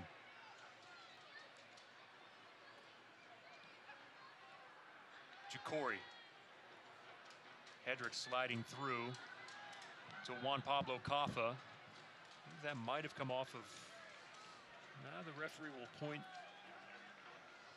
for a goal kick. Caffa feels like that maybe that came off of one of the white shirts here in the 61st minute. Fans, you can stay up to date on the latest USL news and information from around the league. Tune in to the USL Coast to Coast with Mike Watts, Mondays 9 p.m. Eastern on Sirius XM FC channel 85. Don't forget, they will also air the USL Game of the Week. You can check uslsoccer.com for dates and times. Something else San Antonio have done very well, and it's an obvious thing to say when I pointed out, is they haven't given any free kicks in and around the box. We all know what Caffa can do with those. Now, if there was to be one in the next half an hour, you know, you could see a game-winning free kick. So I'm sure they've talked about that, and so far they haven't done it in the first hour of this game. Here is Caffa. Jacory. Yeah, it's good refereeing there. He just saw if there was any advantage. There wasn't, so he brings it back for the free kick. And here's that area that you just mentioned. Yeah, it's a little bit wide, isn't it? But you never know with Mr. Caffa. Here's the free kick on Jacory Hayes there. But the referee quite sensibly trying to keep the game going there. Does he get advantage? And because of his bad touch, he doesn't. But I think that's very fine refereeing. Jacory was the 18th overall pick in the 17 Super Draft out of Wake Forest. Jacory's appeared in one MLS match this season. Bradley Bourgeois trying to get in the eyesight there of the goalkeeper. Standing in an offside position. Caffa says, right, you can move now. The violinist of the viaduct standing over the ball, driven directly into the wall. That's unusual, isn't it? I haven't seen many of those here at ONEOK this season.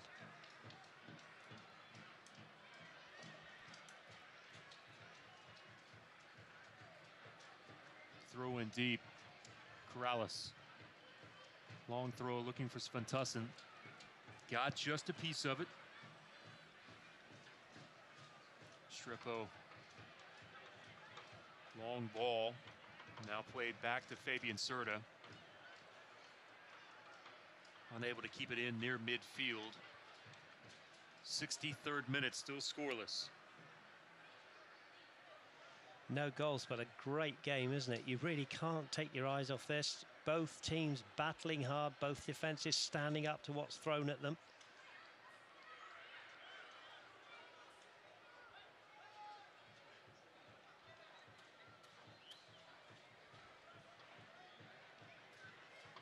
Calistri dribbles into space. Hard tackle there outside of the 18. Well, 2 yards outside of the 18. What the defender is going to say there is that Calistri ran into him. The referee's smiling about it. They're all smiling, actually, to be fair. That's what the defender will say. Calistri will say, well, hang on a minute. Here's the replay. Here's Calistri. Decides that he will go between the two of them. Defender misses it. Correct call from the referee. Again, pretty wide for Caffa. See if he will redeem himself here from the last attempt.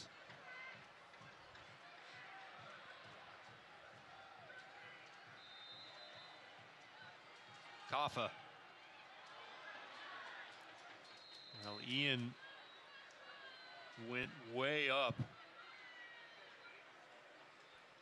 Try to get that ball, and it skied over the top of his head. Bourgeois shouting some instructions. Well, I think he's pleading with the referee that he said he didn't do anything wrong. Here's the replay from Caffa. There's the ball in the air from Caffa's free kick. A whole host of players there. There was a little push on Calistri there, but that's where the referee said that the foul was on Bourgeois.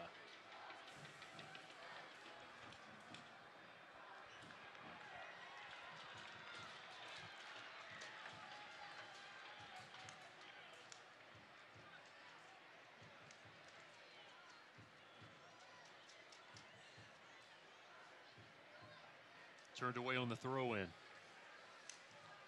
Ball played centrally. Now it will spray it out wide.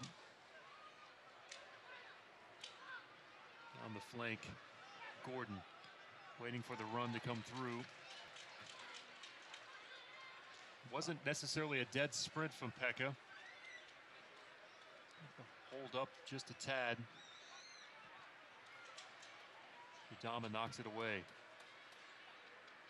Still to the boot, square now for San Antonio.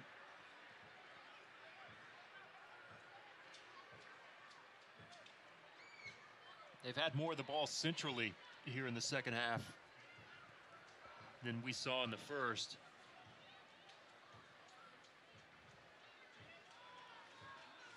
Sort of towards the edge of the box here in the 66th minute. Court furniture rental helps the Roughnecks players feel at home when they're not on the pitch. Court furniture rental, there when you need it and gone when you don't.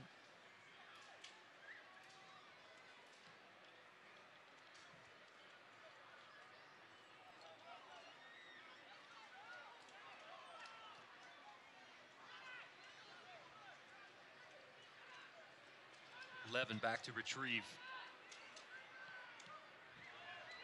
Bad ball there, given away.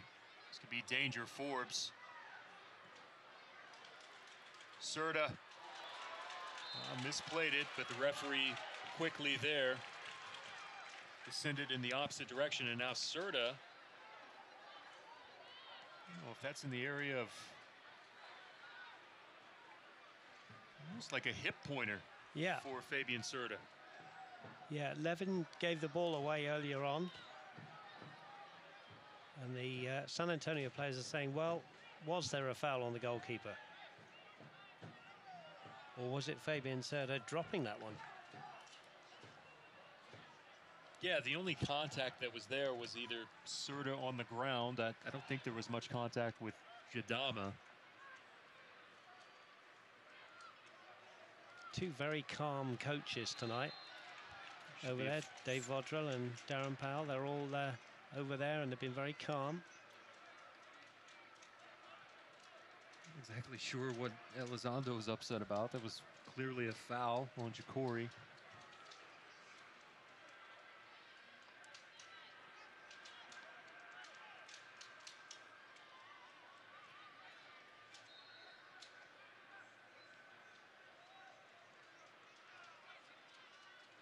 Sent into the air. Svantassen. Kaffa. Not much that Kaffa could do. He was falling backwards, and now got to be careful in transition. Jadama sprinting back. Reed now. Tonight's attendance, 3246. 3246. Ayala guilty as Pekka has to pick himself up here in the 69th minute. See a replay. Contact with the foot there from Ayala. Ayala working hard, getting back for the cause. Everybody back now in an orange shirt, hanging around on the 18-yard line. And Reed will want to dink this one in between the line and the goalkeeper.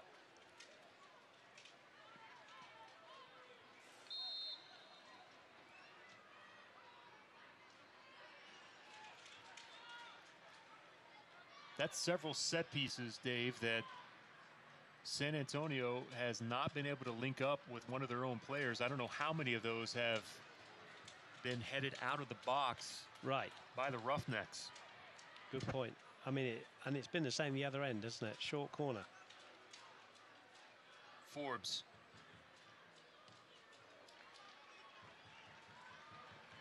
Corner coming up now.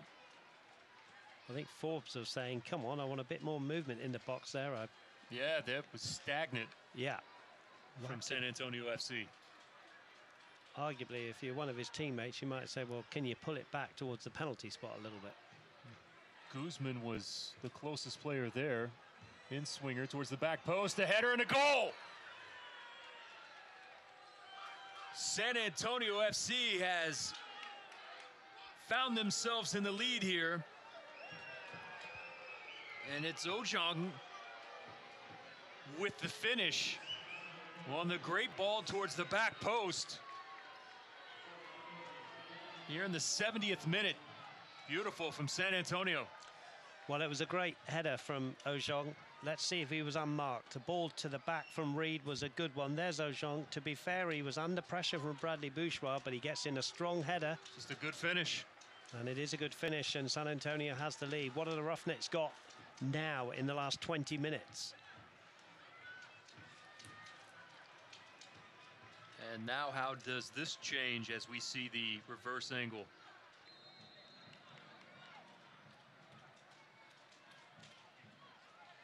Does this change anything tactically for the Roughnecks?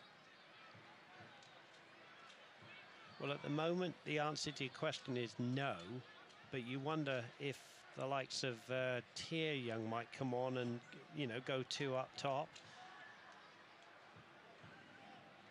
That was exactly my thoughts. Maybe not now for the time being. And here's Forbes. Cuts to the inside. Dangerous.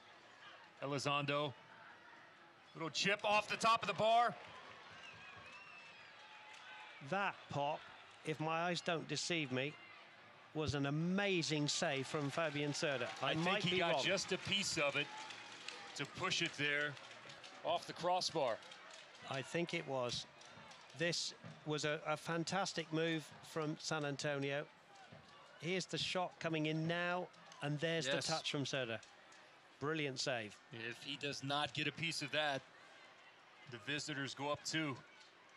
Just fingertips sometimes from the keeper.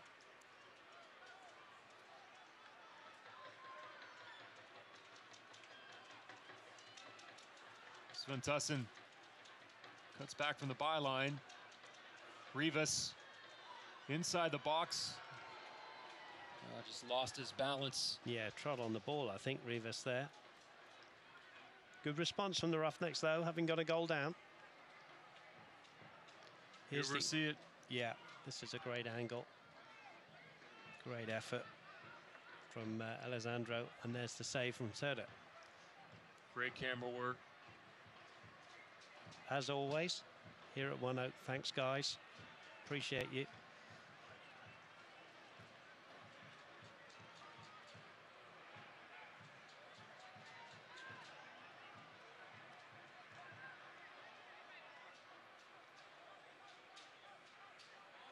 Ja'Cory.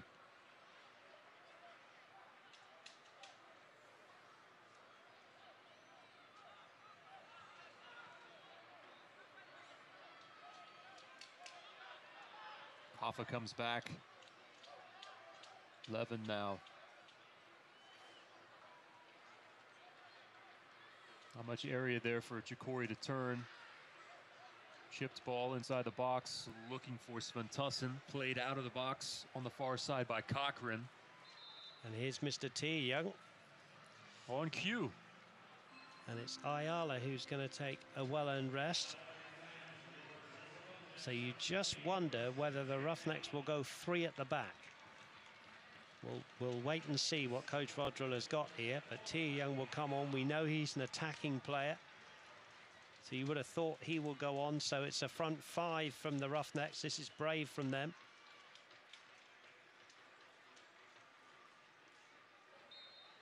Discussions between Jadama and Bourgeois.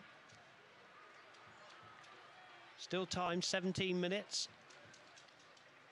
The goal scorer, Ojong, this is his first match back since early in August. And with a big answer in one of the most important games of the season. Yeah, he did well with the header.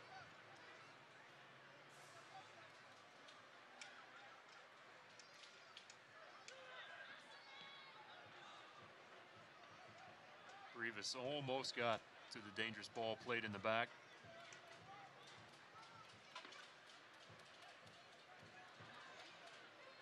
That's a good tackle. Oh, excuse me, it wasn't deemed by the referee. I thought he'd played the ball there. Pop, it's often been said in the game of soccer, the team chasing always gets one more opportunity, one clear-cut opportunity. So Watch out for the Roughnecks.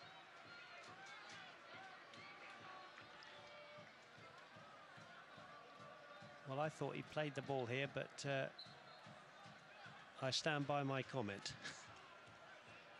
Referee a lot closer than me, though.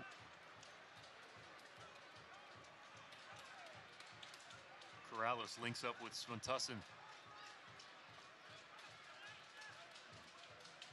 Knocked off the ball. Got a bit back. Calistri. Kaffa.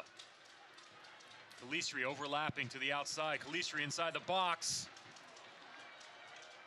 Well, I was just thinking about Joey Calistri, thinking he needs to be in the game more, and there he was, and that was the old 1-2, Kaffa threading it through for Calistri. Good defending, though. Roughnecks have gone 3 at the back, and they pushed Tiang up with Ian Swantusson. Ball swings in. Restrepo punches it away to the back. There was a shot from the outside. There was a lot of traffic that was there.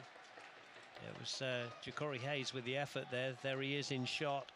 But as you say, there was a lot of legs in the way, and in the end, calm defending. Strange punch from the keeper, I have to say, just before that, though. And that'll be another corner. Roughnecks banging on the door here.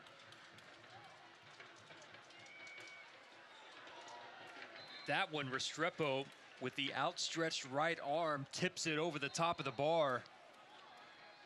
Acrobatic move from the keeper.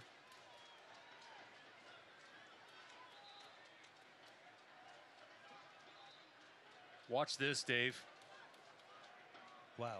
Kaffa's having a shot there. That was impressive from both, from Kaffa and from Restrepo. Good goalkeeping, because as I said, just a minute before, he'd done a strange sort of tentative punch. Here's Kaffa from the other side. Curling there, loose. It's a fight for it. Ping-ponging around, and this will be a goal kick now. Here in the 78th minute. Case and Associates is your home for the Roughnecks players when they're not here at One Oak Field. You can look to Case for all of your apartment needs at caseusa.com, as we see on the replay. Yeah, correct call again for the goal kick. Ian Swantusson get a good header in there. 4 corners in that little flurry from the Roughnecks.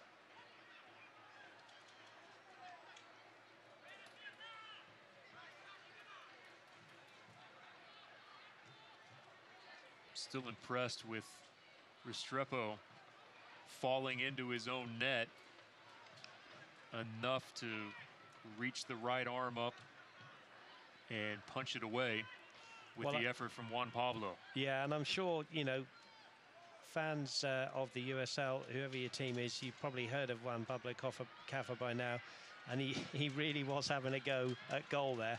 We know him well.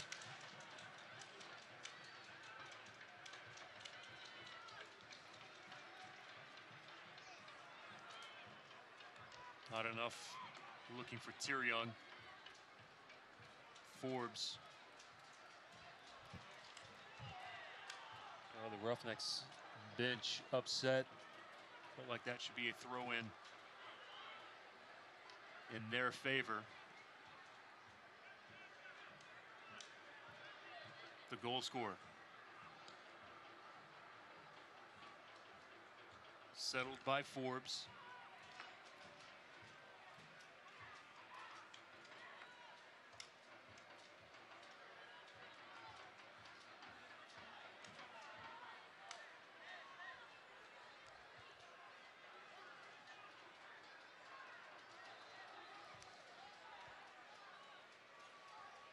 Going to have a sub coming up here in a few moments.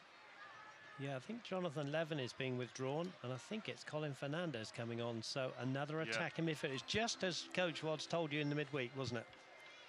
This was interesting here from San Antonio. Forbes thought that, you know, just let that ball go over the touchline. He thought that there was potentially going to be a foul that was awarded. Trainer came out to double check and make sure everything was okay. The Roughnecks had the throw in. Yeah, here's this shot here. Yeah, there was contact there, and Forbes just let the ball go. He thought that there would clearly be a foul as the player was just picking himself up, and the referee did not award that, so throw in now to the Roughnecks. Yeah, we go on. Last 10 minutes of the game. Colin Fernandez, another member of the Chicago Fire, on loan. Spent the entire season here. Rivas. Oh, that was a good header from Cochran. He got it just enough on that to get it away. Because if he did not get a piece of it, there were two Roughnecks players that were there. Poor Ja'Cory fell in a heap. Forbes is saying that, just making sure that Ja'Cory's okay.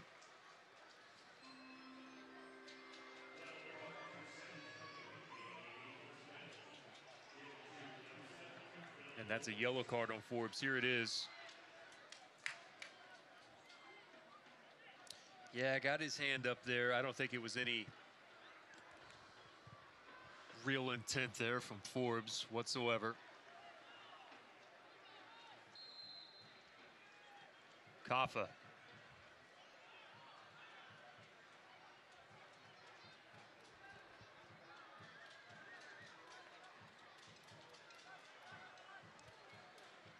Can Serta save it?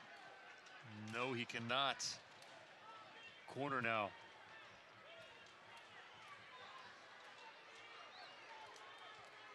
And San Antonio will take their time. Well, a second goal here wins it pretty much for San Antonio, but if the Roughnecks can survive this, still got time to get something out of this game. You can stay up to date with all the latest league news and information by visiting USLsoccer.com and follow them on Twitter @USL. That was the fourth yellow card for a San Antonio player. 10 gets to the ball first. Joaquin Rivas played his college ball at UNLV. Roughnecks now trying to quickly go on the attack. Tyryoung off the ball from Bourgeois. Tyryoung's ball towards the back post. Sventusson. It was a slide by Rushandel. Well, that's what Christian Tyryoung gives you. Another striker there, and it was striker to striker. Here's this ball there behind the defence. And there on the far post is his strike partner, Ian Sventusson. That's good from Rushandel. Those were two one-touch balls forward. Played out of the box.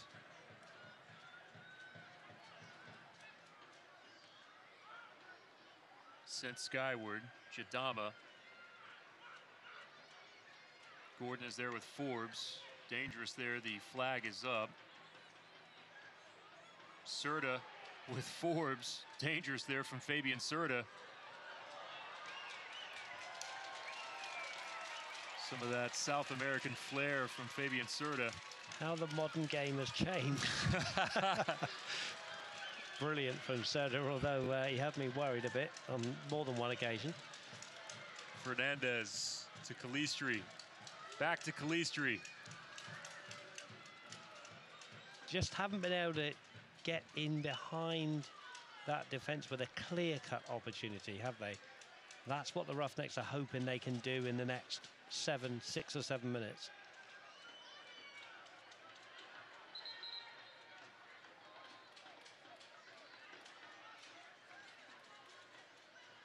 You were worried, but Fabian Serta felt comfortable. Turn, Rivas.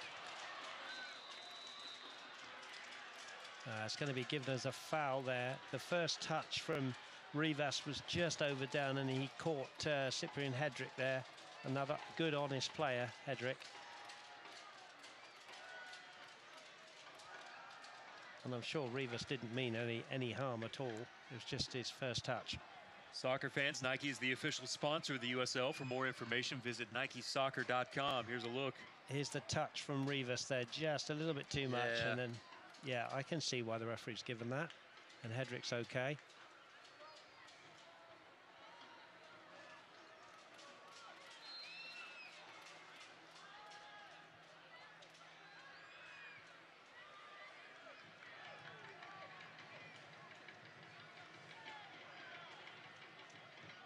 We're on pace for everyone to have a yellow tonight, Dave Saunders. I think we are.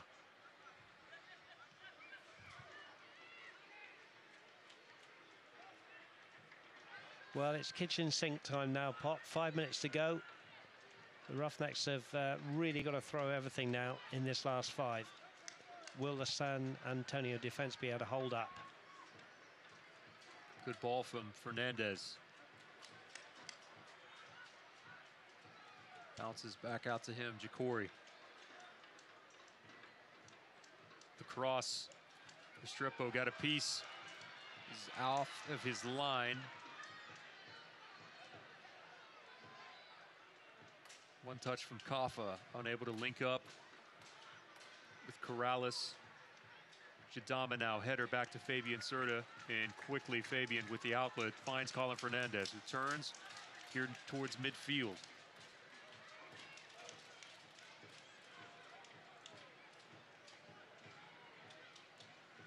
Calistri somehow got the shot away, and then Svantusson with the loose ball. Just barely over the top of the bar. That could be the chance. I said a few minutes ago, you always get, when you're chasing the game, one opportunity at least. I hope for Ian Svantusson's sake and for the Roughnecks they get another one. It wasn't far away, as you said. It fell to him and it was just over. Here's the replay here. There's the shot from Calistri, comes off a defender, and there's Ian Svantusson just over from 12 yards out.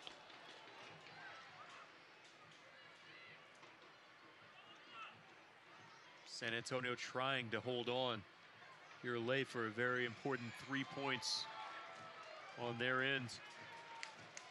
Mo Jadama's had a brilliant game tonight. The heart of the Roughnecks defense.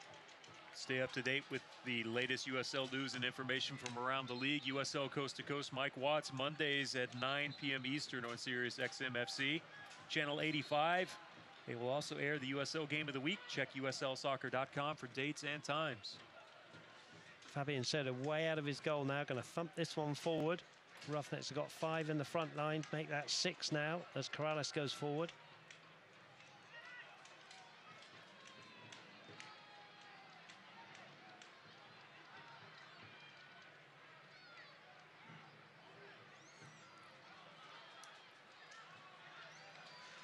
Gordon has some space. A host of San Antonio players are there, and that one slotted into the side of the net, and that might do it. San Antonio strikes twice on the quick counter, and it was the ball from Gordon, finds Forbes, and Gordon had his choice of white jerseys running directly through the middle of the box. And Forbes is the man to put San Antonio in front 2-0. Quite simply a great breakaway. They soaked up the pressure. The Roughnecks, to be fair to them, have got to throw everything forward, and they were just outnumbered. Tremendous fitness from the men in white. They streamed forward, and in the end it was a fantastic finish from Billy Forbes. Nothing that Fabian Serta can do. And the Roughnecks now with a mountain to climb. Dave Rodrill had a look at his watch and he saw that there'll be 2 minutes of normal time to go, plus whatever the officials deem to add on.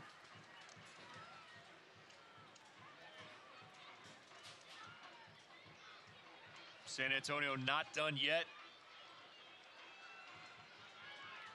Forbes raises his hand immediately after that service. Looks like we'll have about 4 minutes of time added on. We'll get the official word here in a moment. Tulsa desperately now trying to at least pull back one.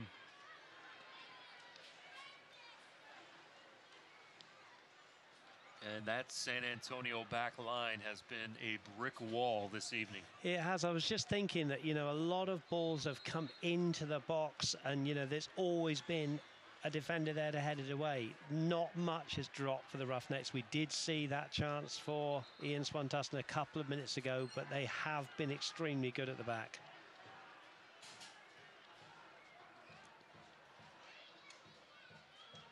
Trying to see who it is that's down there. Tulsa's had 9 shots here in the second half, only 1 of those on target.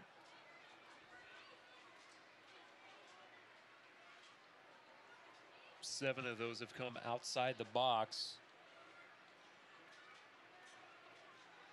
Only 20% on the accuracy.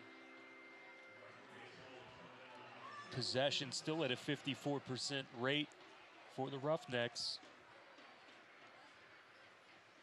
Have a sub for San Antonio. That's Pekka, and he will be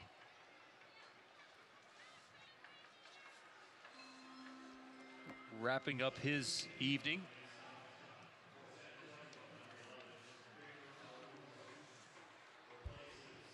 Victor Arujo will replace Pekka.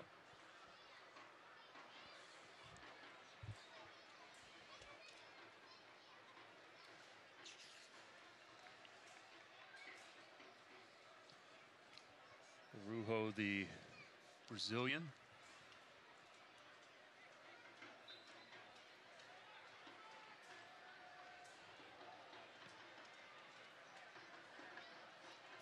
Long ball from Serta. Loose on the ground, cleared away. Ojong, the defender that's there. Calistri.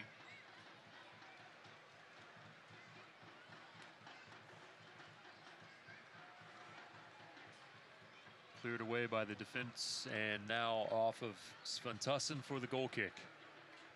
Yeah, Svantassen just had 3 white shirts around him, couldn't do anything at all. And now San Antonio just seeing the clock down here, leading by 2-0.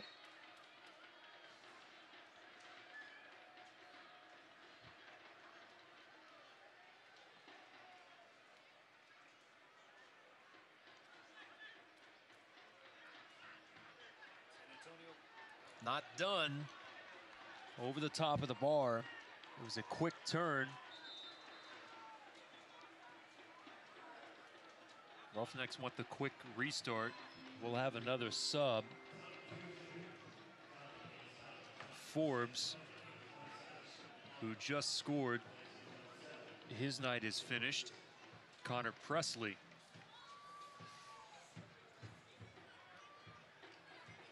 Austin, Texas. Lone Star SC Academy.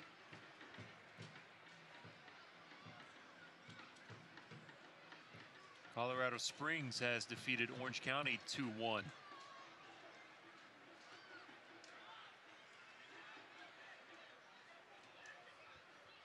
they'll put some pressure on 8th place OKC now, won't they?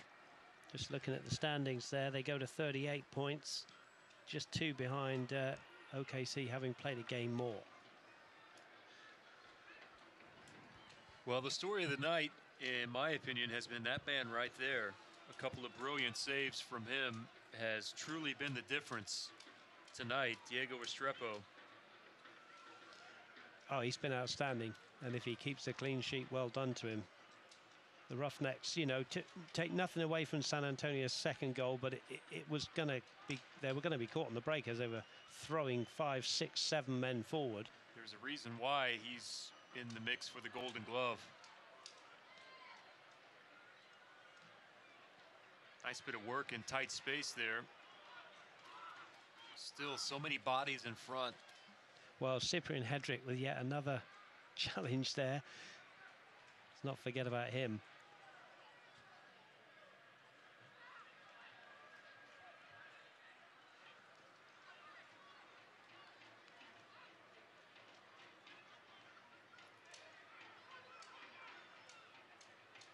Presley, who just came on.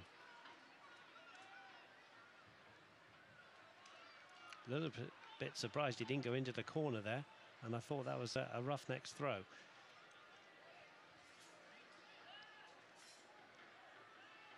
Corey was trying to make that argument. Well, Roughnecks will have to pick themselves up pretty quickly, Pop, for that trip to Arizona on Wednesday now.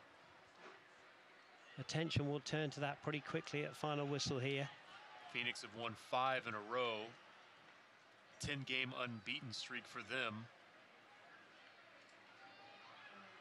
And then the Roughnecks return here a week tonight against Seattle Sounders.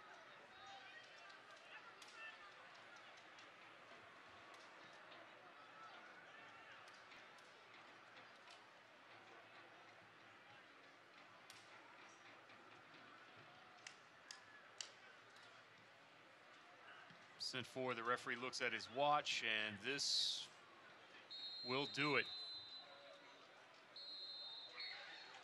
A huge win for San Antonio FC on the road. It stops their 2-game losing streak as they come into Tulsa and are victorious with a 2-0 win. And live standings see San Antonio push back into third. Actually tied for second with 55, Swope with 54, and then Phoenix in fifth with 49.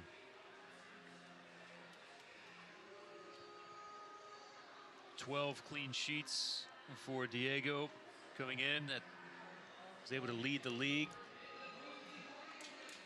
And an impressive performance from him this evening. And with that, he now ties the single-season league record of 13, held by Brandon Miller. And a chance with 3 more games on the season to beat that mark held by Brandon Miller.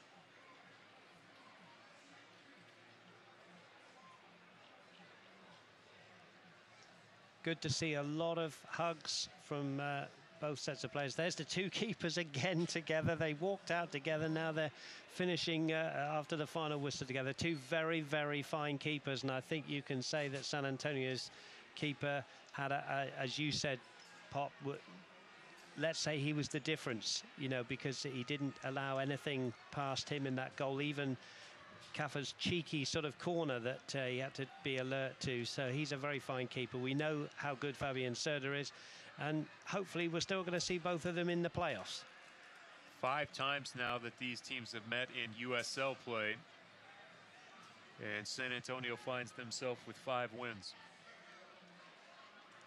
They were very professional tonight. I mean, they stuck it out. They were very, very strong at the back, as we said in commentary. Any balls that came in to the box, there was a defender that headed away. There weren't many clear-cut opportunities for the Roughnecks.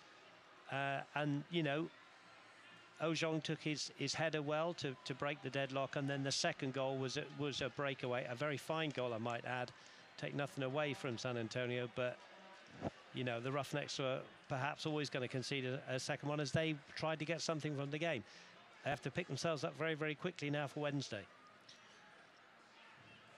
We're going to head down on the field with Angel Garcia, who's standing by with Dave Vaudreuil. Bueno, David, una derrota que nos esperaba. ¿Qué ha sucedido? No, eso es fútbol, ¿eh? Estamos dominando el balón y estamos atacando mucho, pero no podemos anotar un gol.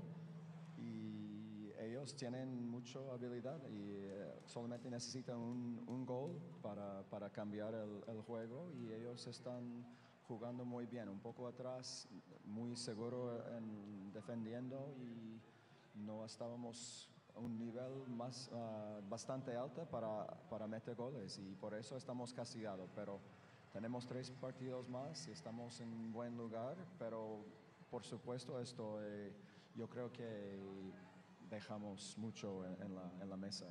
Lo mejor de todo es que también ha perdido Orange County, que seguís manteniendo la misma distancia con los rivales, que dependéis de vosotros mismos. Sí, yo creo que los otros partidos van a ayudarnos, pero si estamos ganó hoy, estamos calificados para la liguilla, pero estamos muy cerca y no tengo dudas que vamos a llegar, pero si no vamos a meter goles y un poco más seguro en la defensa, quizás tenemos uno o dos más partidos, pero yo creo que no tenemos lesionados. Jugó con mucho deseo, es muy importante, y yo creo que estamos luchando como un partido de playoffs, pero tenemos que mejorar. No era tan un buen juego para nosotros. No estamos haciendo mucho con un gran estilo y no estamos muy como we weren't sharp. Fluidos. Sí, no estamos un poco desbalanceada, estamos regalando balón, estamos chutando en la tribuna y no estamos muy preciso. ¿A pensar ya en el Phoenix? ¿Mande? ¿A pensar ya en el partido del miércoles contra el Phoenix? Sí, yo voy a cambiar 2 o 3 jugadores y vamos a hacer la rotación, pero yo creo que estamos listos. Phoenix es un otro equipo que es un estilo de juego, es bien, es una mano a mano. Yo creo que estamos el mejor equipo, pero tenemos que to prove it on the field. ¿Cómo? Tenemos que mostrar en la cancha. Pues muchas gracias, David. Sí, por supuesto. Hey, Coach, real quick here. I know the guys were out there fighting hard tonight. They played really hard. We got a quick turnaround coming in, going to Phoenix on Wednesday. How do you guys get the guys ready for some quick turnaround like that?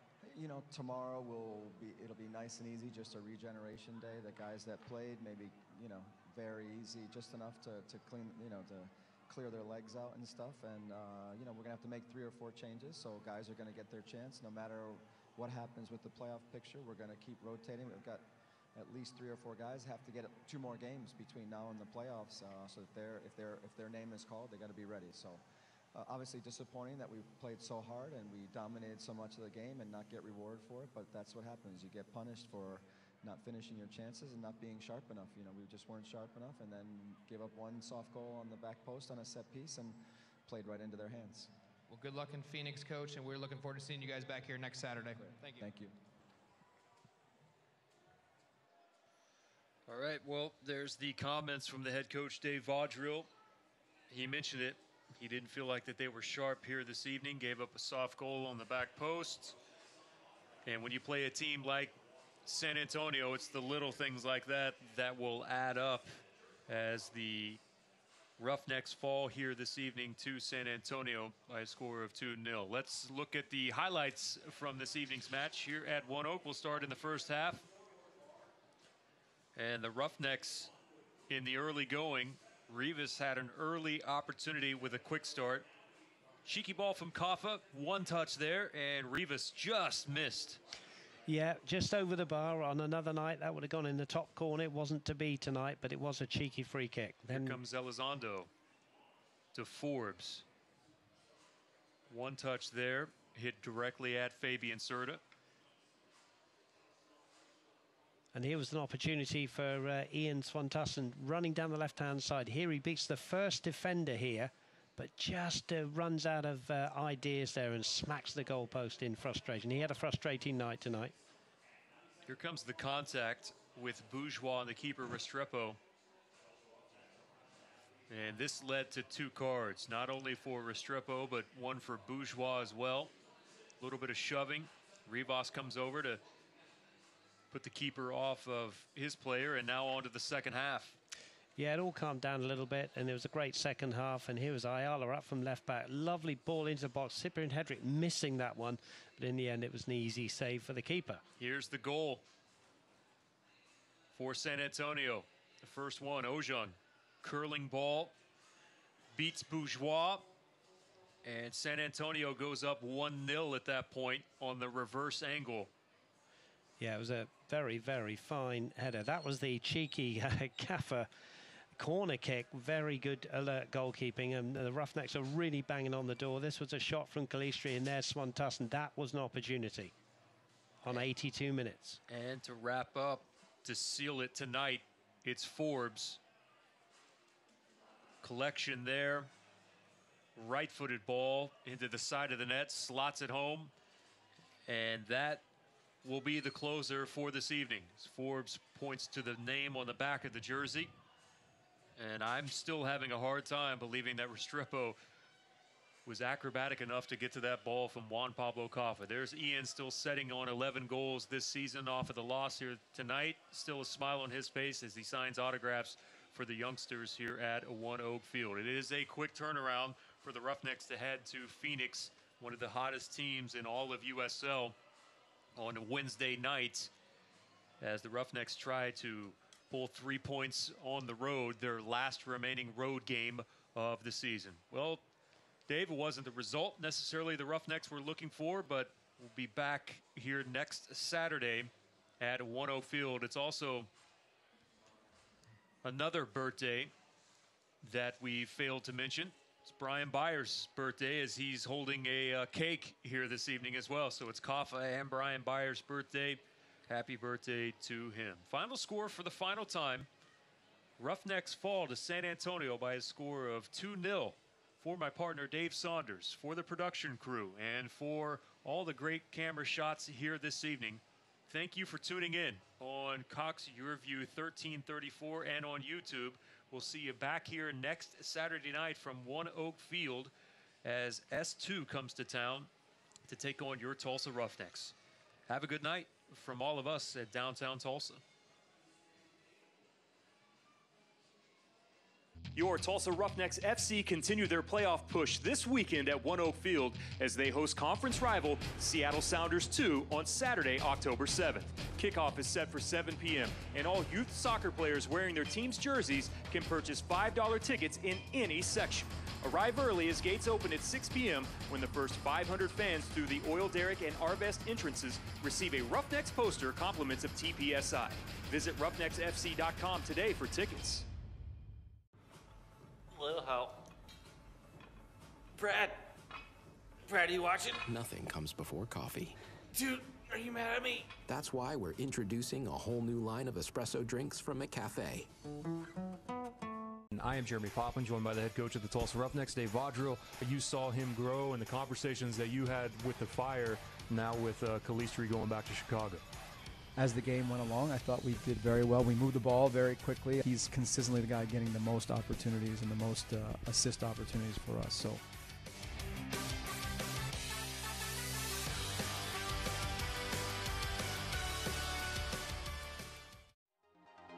This copyrighted telecast of the United Soccer League may not be retransmitted, rebroadcast, or reproduced without the express written consent from the United Soccer League.